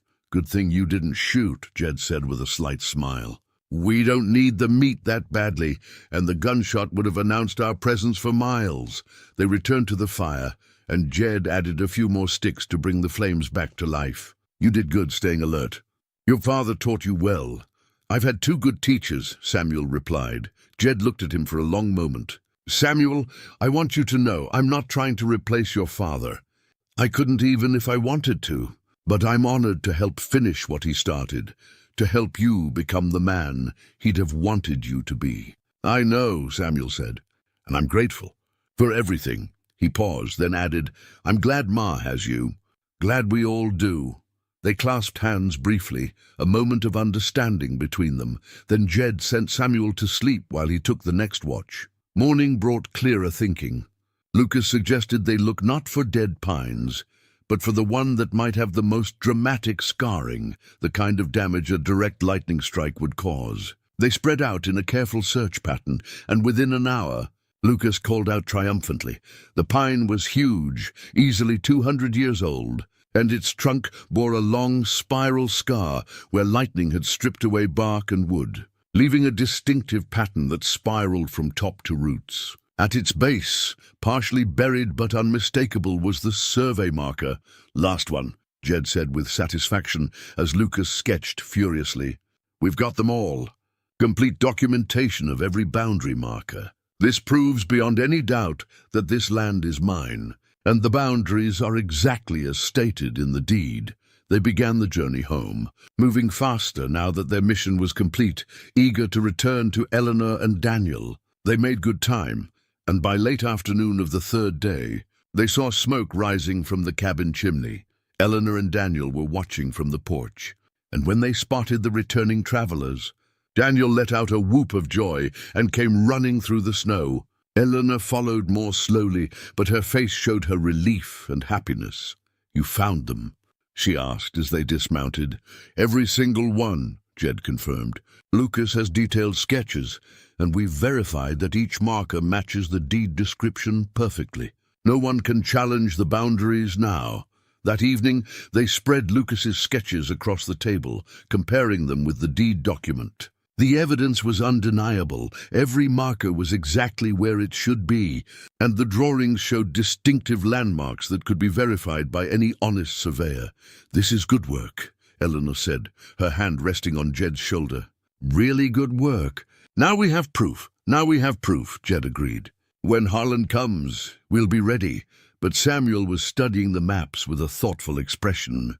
Jed, when we were up there, those sounds we heard, if it was Harlan's men scouting, they might have seen something. Might know we're preparing. Let them know, Jed said firmly. Let Harlan understand we're not going to be easy prey. Sometimes the best defense is making sure your enemy knows you're ready for them. Eleanor felt a chill despite the warmth of the cabin. The search had been successful, but it had also started a clock ticking.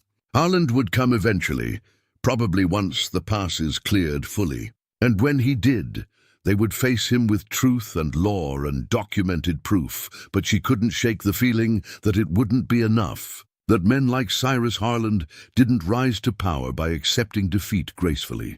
Still, they had months yet before spring would bring the confrontation. Months to prepare, to strengthen their position, to become even more of a family than they already were. She looked around at the faces of her sons and the man she loved. All of them gathered in the warmth and safety of this cabin, and felt gratitude wash over her. Whatever came, they would face it together, and that made all the difference. The hearing was set for the first week of April, giving them precious little time to prepare. Jed rode to Helena himself, a 4-day journey each way, to meet with a territorial attorney named Marcus Webb. He returned exhausted, but cautiously hopeful. Webb will take the case, Jed announced as he dismounted, his face lined with fatigue. He's seen Harlan's type before, men who use the law as a weapon against folks who can't fight back. He's interested, especially when I mentioned the forged documents and the suspicious timing of these supposed loans surfacing only after Thomas's death. What does he need from us? Eleanor asked, helping him down from his horse. Everything, Jed replied. Every piece of paper, every document, every witness we can find. He wants Lucas's drawings of the property markers. He wants the deed and all related survey records. He wants a timeline of every interaction you had with Harlan, every payment Thomas made, every conversation you can remember. The next 2 weeks became a flurry of preparation. Eleanor wrote out everything she could remember, her hand cramping from hours of careful documentation. Samuel rode to their old homestead, now occupied by one of Harlan's associates, and managed to retrieve some of Thomas's personal papers that had been left behind in the rush to vacate. Lucas made copies of all his survey marker sketches, creating duplicates in case the originals were lost or challenged. They also began gathering witnesses. The traveling merchant, Hoskins, agreed to testify about the conversations he'd heard in town, about how Harlan had been unusually focused on finding Eleanor. Reverend Morrison from Bitter Creek, who'd known Thomas for years, provided a written statement that Thomas was a man of his word who'd never mentioned any loans outside the mortgage. Most surprisingly, they found an ally in an unexpected place. The clerk who'd worked in Harlan's bank, a young woman named Sarah Mitchell, appeared at their door one evening. Nervous but determined. "I've been fired," she told them, standing on the porch with her hands twisted together. "Mr. Harlan let me go last week, said he was cutting costs. But the truth is, I think he was worried about what I might say." "What might you say?" Jed asked carefully. Sarah looked at Eleanor directly. "That I never saw any loan documents for Thomas Graves beyond the original mortgage. That I handled all the filing, and those papers Mr. Harlan is showing now? They never existed until about 2 months ago. I saw him with a forger, a man from Denver who specializes in making old documents look authentic. I heard them discussing it. Would you testify to that?" Eleanor asked, hardly daring to hope. "Yes," Sarah said firmly. "Mr. Harlan has hurt too many people. Someone needs to stop him." They had her write out everything she'd witnessed, and Marcus Webb, when he arrived a few days later to review their case, called Sarah's testimony potentially decisive. Webb was a lean man in his 50s, with sharp eyes and an air of quiet competence. He spread all their documents across Jed's table, studying them with the careful attention of someone who understood the stakes. "This is good," he said after hours of review. "Very good. The survey markers prove Boone's property claim is solid.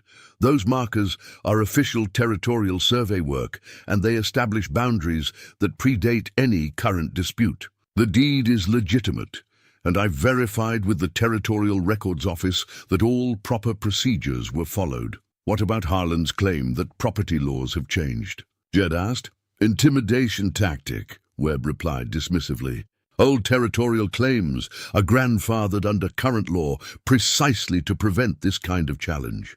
He knows that, or his lawyers do. He's hoping you don't." "And my supposed debts?" Eleanor asked.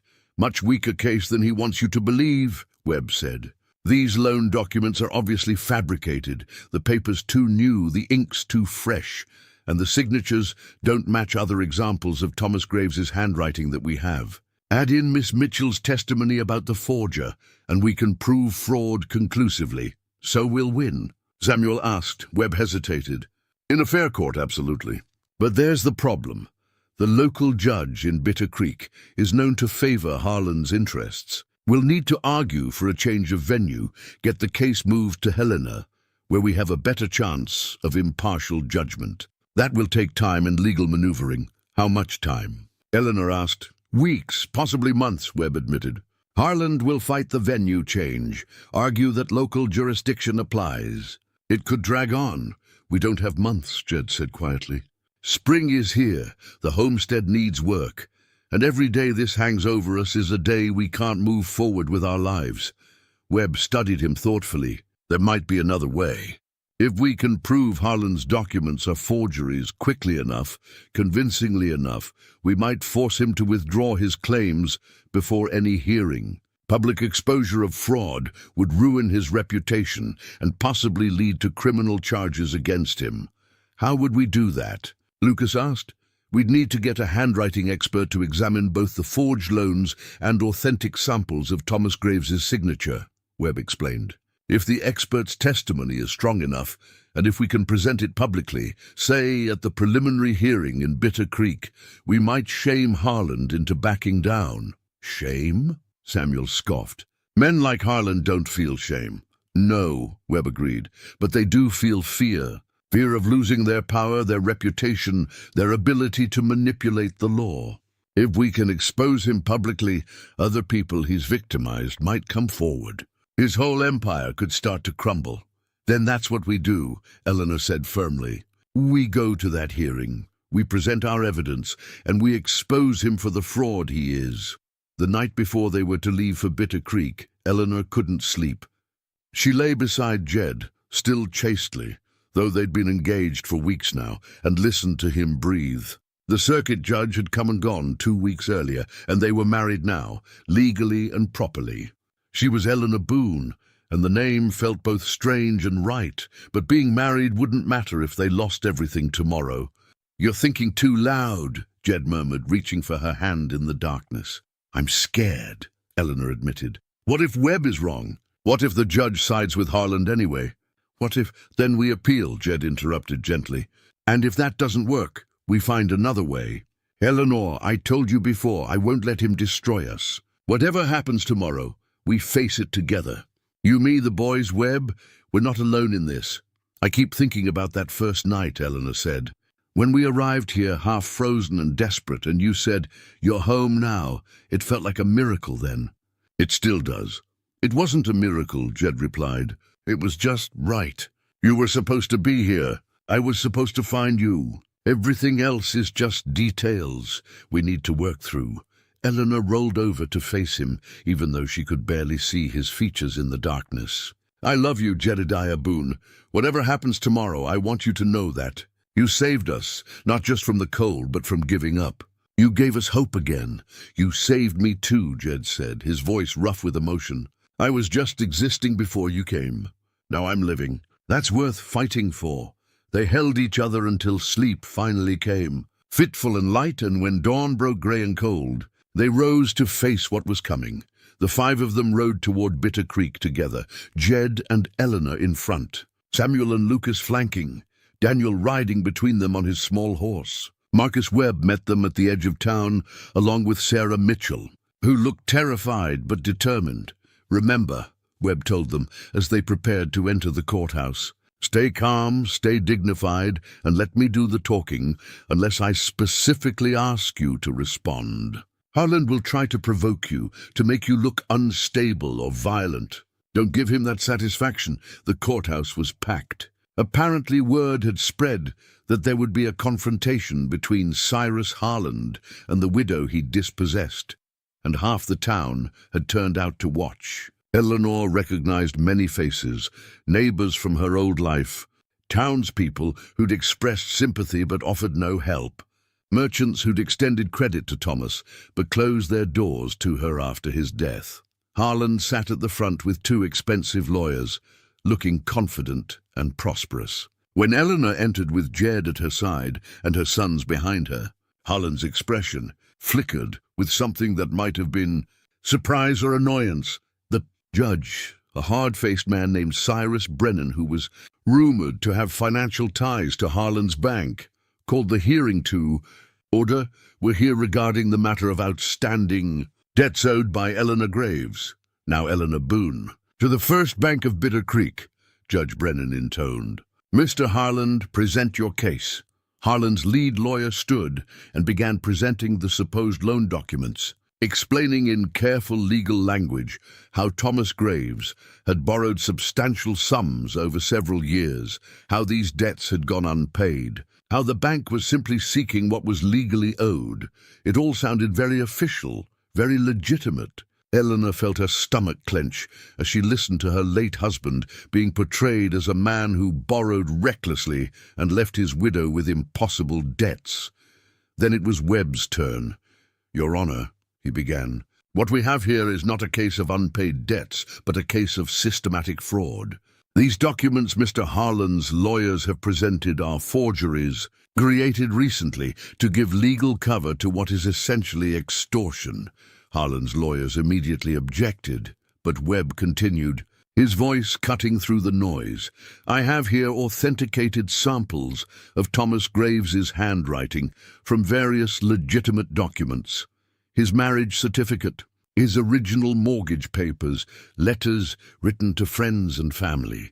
I also have an expert analysis from a territorial examiner who has compared these authentic samples to the signatures on the supposed loan documents." He presented a thick folder to the judge. The conclusion is definitive. The signatures on the loan documents are forgeries.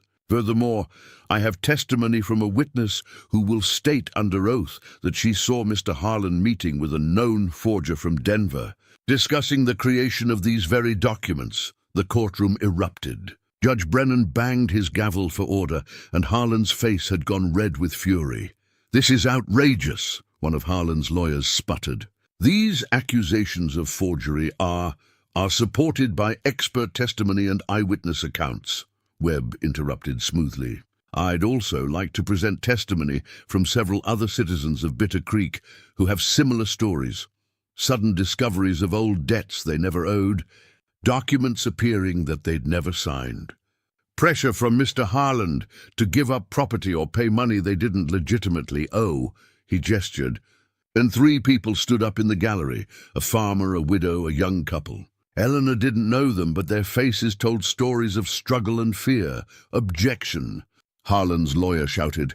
"This hearing is about Mrs. Boone's debts, not baseless accusations against my client." "The accusations establish a pattern," Webb countered. "A pattern of fraudulent documents being used to extort money and property from vulnerable citizens. Mrs. Boone's case is not isolated. It's part of a larger scheme of corruption." Judge Brennan looked uncomfortable now, clearly caught between his loyalty to Halian and the public nature of these accusations. The courtroom was full of witnesses, and many were nodding at Webb's words. "Murmuring agreement, Your Honor," Webb pressed. "I move that these supposed debts be dismissed as fraudulent, and furthermore, I move that a territorial investigation be opened into Mr. Halian's banking practices, specifically regarding the authenticity of loan documents in other cases." The judge hesitated, clearly calculating the political costs of different decisions. Finally, he spoke. "I'm prepared to dismiss the debt claims pending independent verification of the document's authenticity. However, I'm not prepared to order an investigation based solely on accusations made in this hearing. If the territorial authorities wish to pursue that matter, it's outside this court's jurisdiction. It wasn't everything they wanted, but it was enough." The debts were dismissed. Eleanor felt relief flood through her so strongly that her knees went weak. Jed's hand found hers and squeezed, but Halian wasn't finished. He stood, his face a mask of barely controlled rage. "This isn't over," he said, his voice carrying through the courtroom. "You think you've won, Boone? You and your widow and her bastard sons? I'll bury you. I'll find another way. This land, this territory, it belongs to men of vision and capital, not hermits squatting in the wilderness." "Is that a threat, Mr. Halian?" Judge Brennan asked sharply, clearly aware that he needed to establish some authority. "It's a promise," Halian replied. "A promise that people who interfere with legitimate business interests will learn the cost of that interference."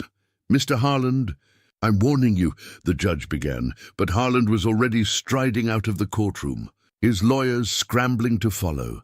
The hearing dissolved into chaos, people talking excitedly, some approaching Eleanor to express support, others hurrying after Halian to see what he'd do next.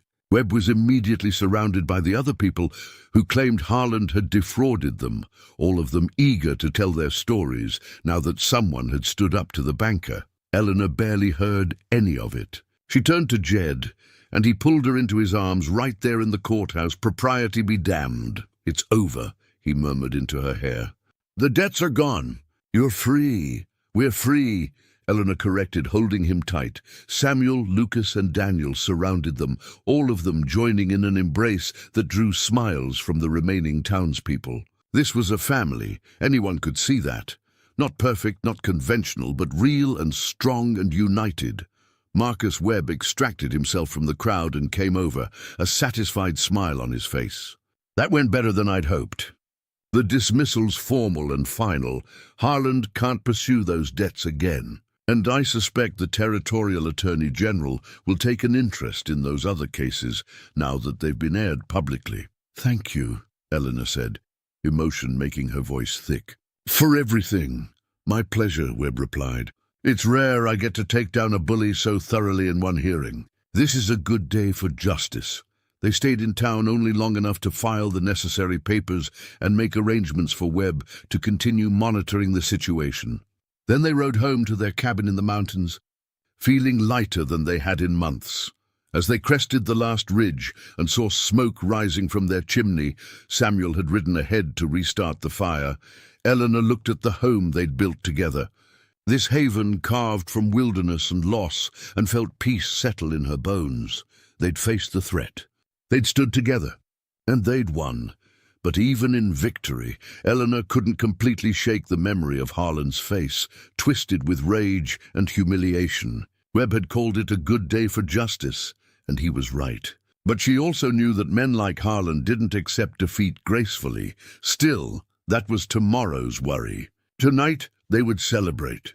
They would gather around their table, this found family, and they would give thanks for the home and safety and love they'd discovered in the least likely of circumstances. "You're home now," Jed had said that first night. And it was true. They were home, all of them, together, and that was worth any fight. 2 days after their return from Bitter Creek, Eleanor woke to the smell of smoke that was wrong somehow. Not the familiar scent of the morning fire, but something sharper, more acrid. She sat up in bed, her heart already racing before her mind understood why. "Jed," she said, shaking him awake, "something's burning." He was on his feet instantly, years of mountain living making him alert to danger. They rushed to the window and saw it, orange flames climbing into the pre-dawn darkness, and they were coming from the barn. "Boys," Jed shouted, already pulling on his boots. "Fire, get up." They all moved with practiced efficiency, everyone knowing their role from the drills Jed had made them practice. Samuel and Lucas grabbed buckets and ran for the creek. Daniel began pumping water from the well, and Eleanor and Jed raced toward the barn, where their horses were trapped inside, screaming their fear into the night. Jed kicked open the barn door, and smoke billowed out thick enough to make them choke. He tied a wet cloth over his face and plunged inside, while Eleanor stayed at the entrance, ready to help lead the panicked animals out. "Easy, easy," she heard. Jed's voice through the roar of flames, calm and steady even now. "Come on, girl, that's it!" The first horse burst through the smoke, eyes rolling white with terror, and Eleanor caught its halter and pulled it clear, then ran back for the next. Jed emerged, leading 2 more, their coats singed but alive, and Samuel ran up to take their leads and get them far from the fire. "That's all of them," Jed gasped, coughing hard from the smoke. "The mule! I couldn't find the mule." "There," Lucas pointed. Through the barn's back window, they could see the mule had kicked through its stall and escaped into the pasture on its own, standing at a safe distance and braying its distress. They formed a bucket brigade, passing water from creek to fire, trying desperately to save what they could. But the barn was old wood, dry despite the spring moisture, and it burned fast. Within 20 minutes, they had to accept that the structure was lost and focus on making sure the flames didn't spread to the cabin. By the time the sun rose, the barn was a smoking ruin, and they were all black with soot and exhausted from fighting the fire. But the cabin stood untouched, the animals were safe, and no one was hurt. "How did it start?" Samuel asked, staring at the destruction. "We banked the lanterns last night. There was no reason for a fire." Jed was walking the perimeter of the burned structure, his expression grim. He stopped suddenly, knelt, and picked something up from the ground. When he returned, he held out his hand to show them, a piece of cloth that smelled of kerosene and the remains of a torch. "It was set deliberately," he said quietly. "Someone came here in the night and burned our barn."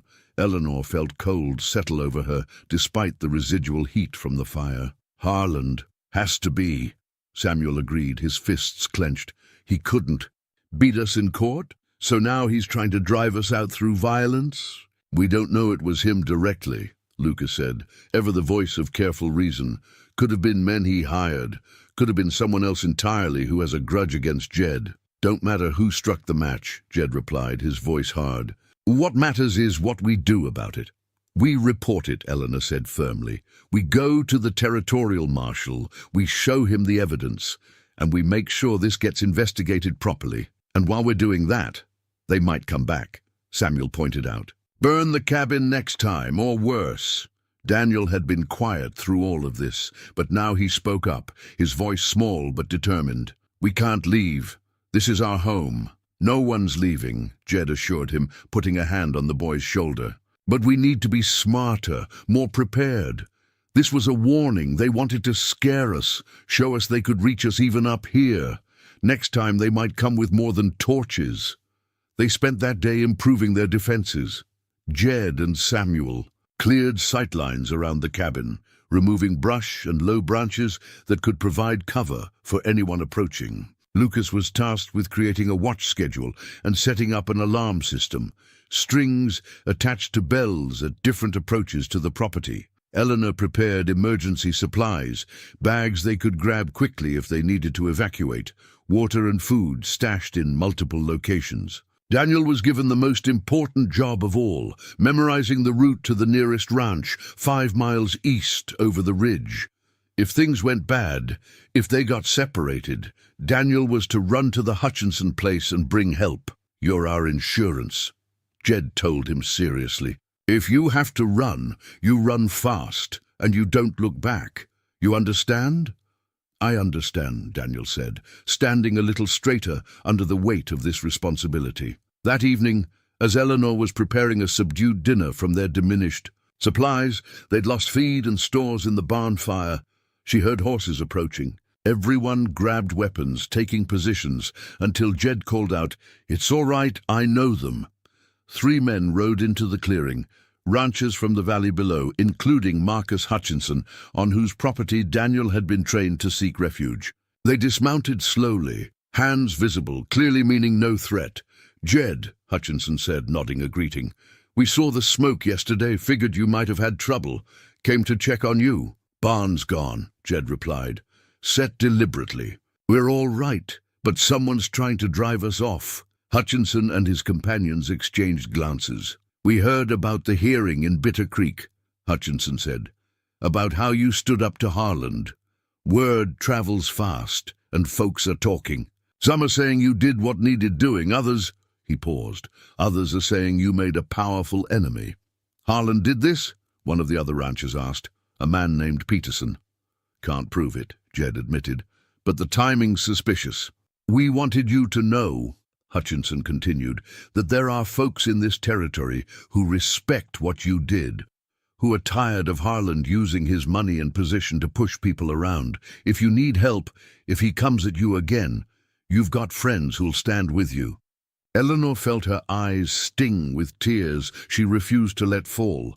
After months of feeling isolated, of believing they stood alone against Harland's power, having neighbors offer support felt like a lifeline. "We appreciate that," Jed said, shaking Hutchinson's hand firmly. "More than you know." "There's more," Hutchinson added. "We've been organizing, quietly so Harland doesn't hear about it. Talking to other folks he's squeezed over the years, other people who've lost property or been forced into bad deals.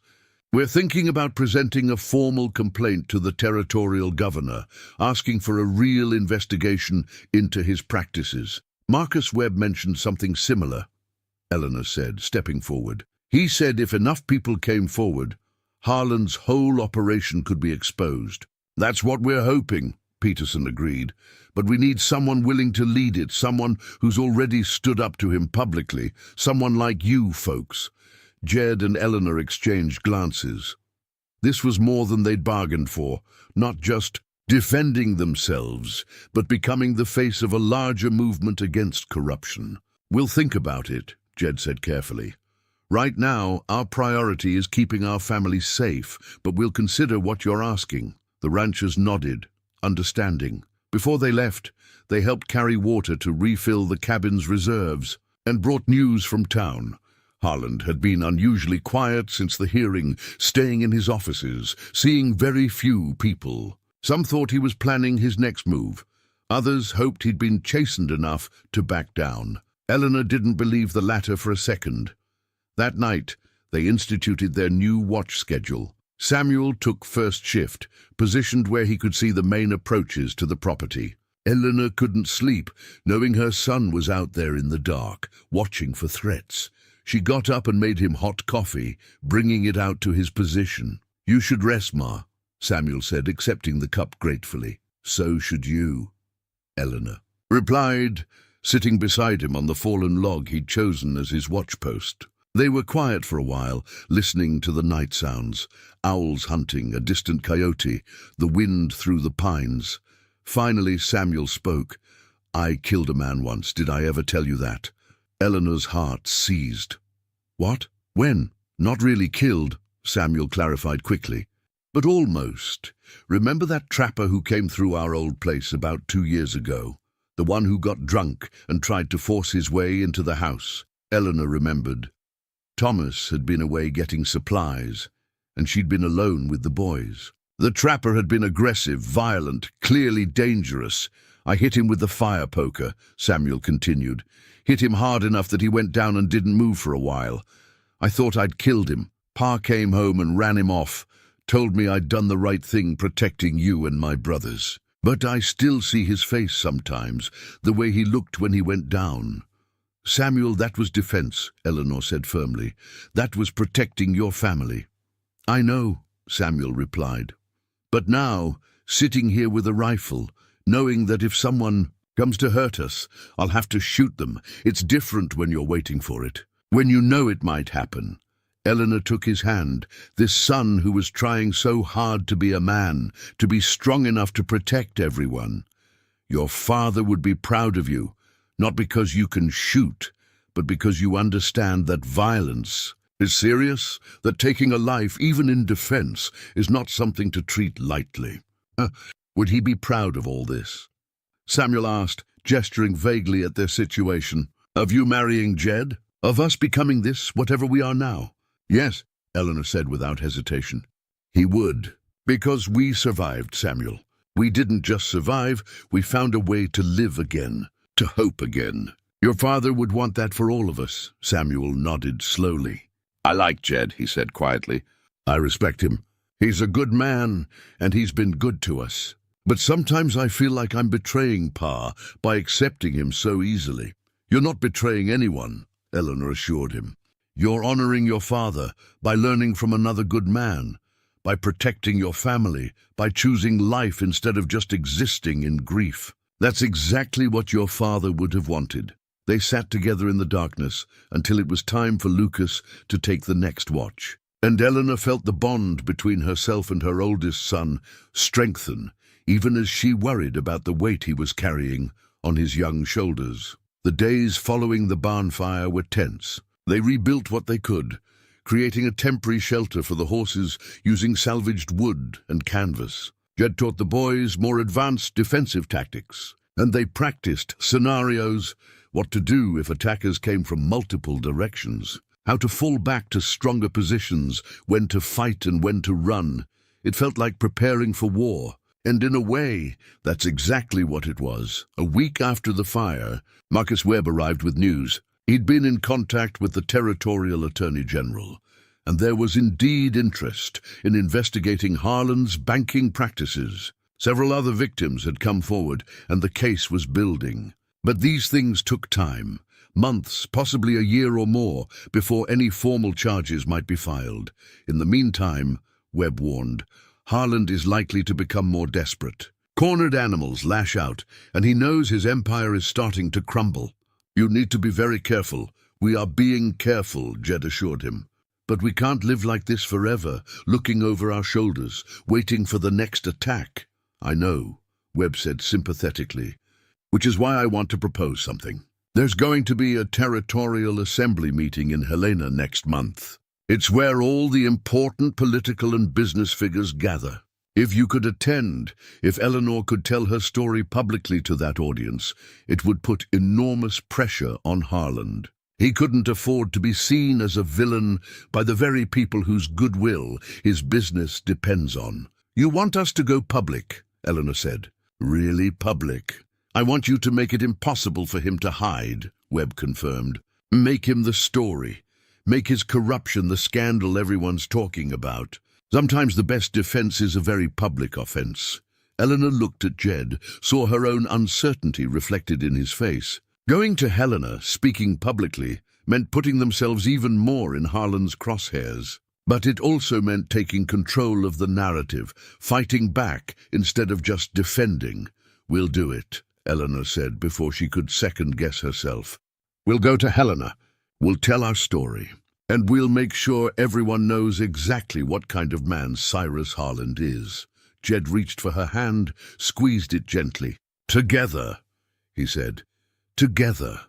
Eleanor agreed. That night, as they prepared for bed, Eleanor stood at the window looking out at the mountains that had become home.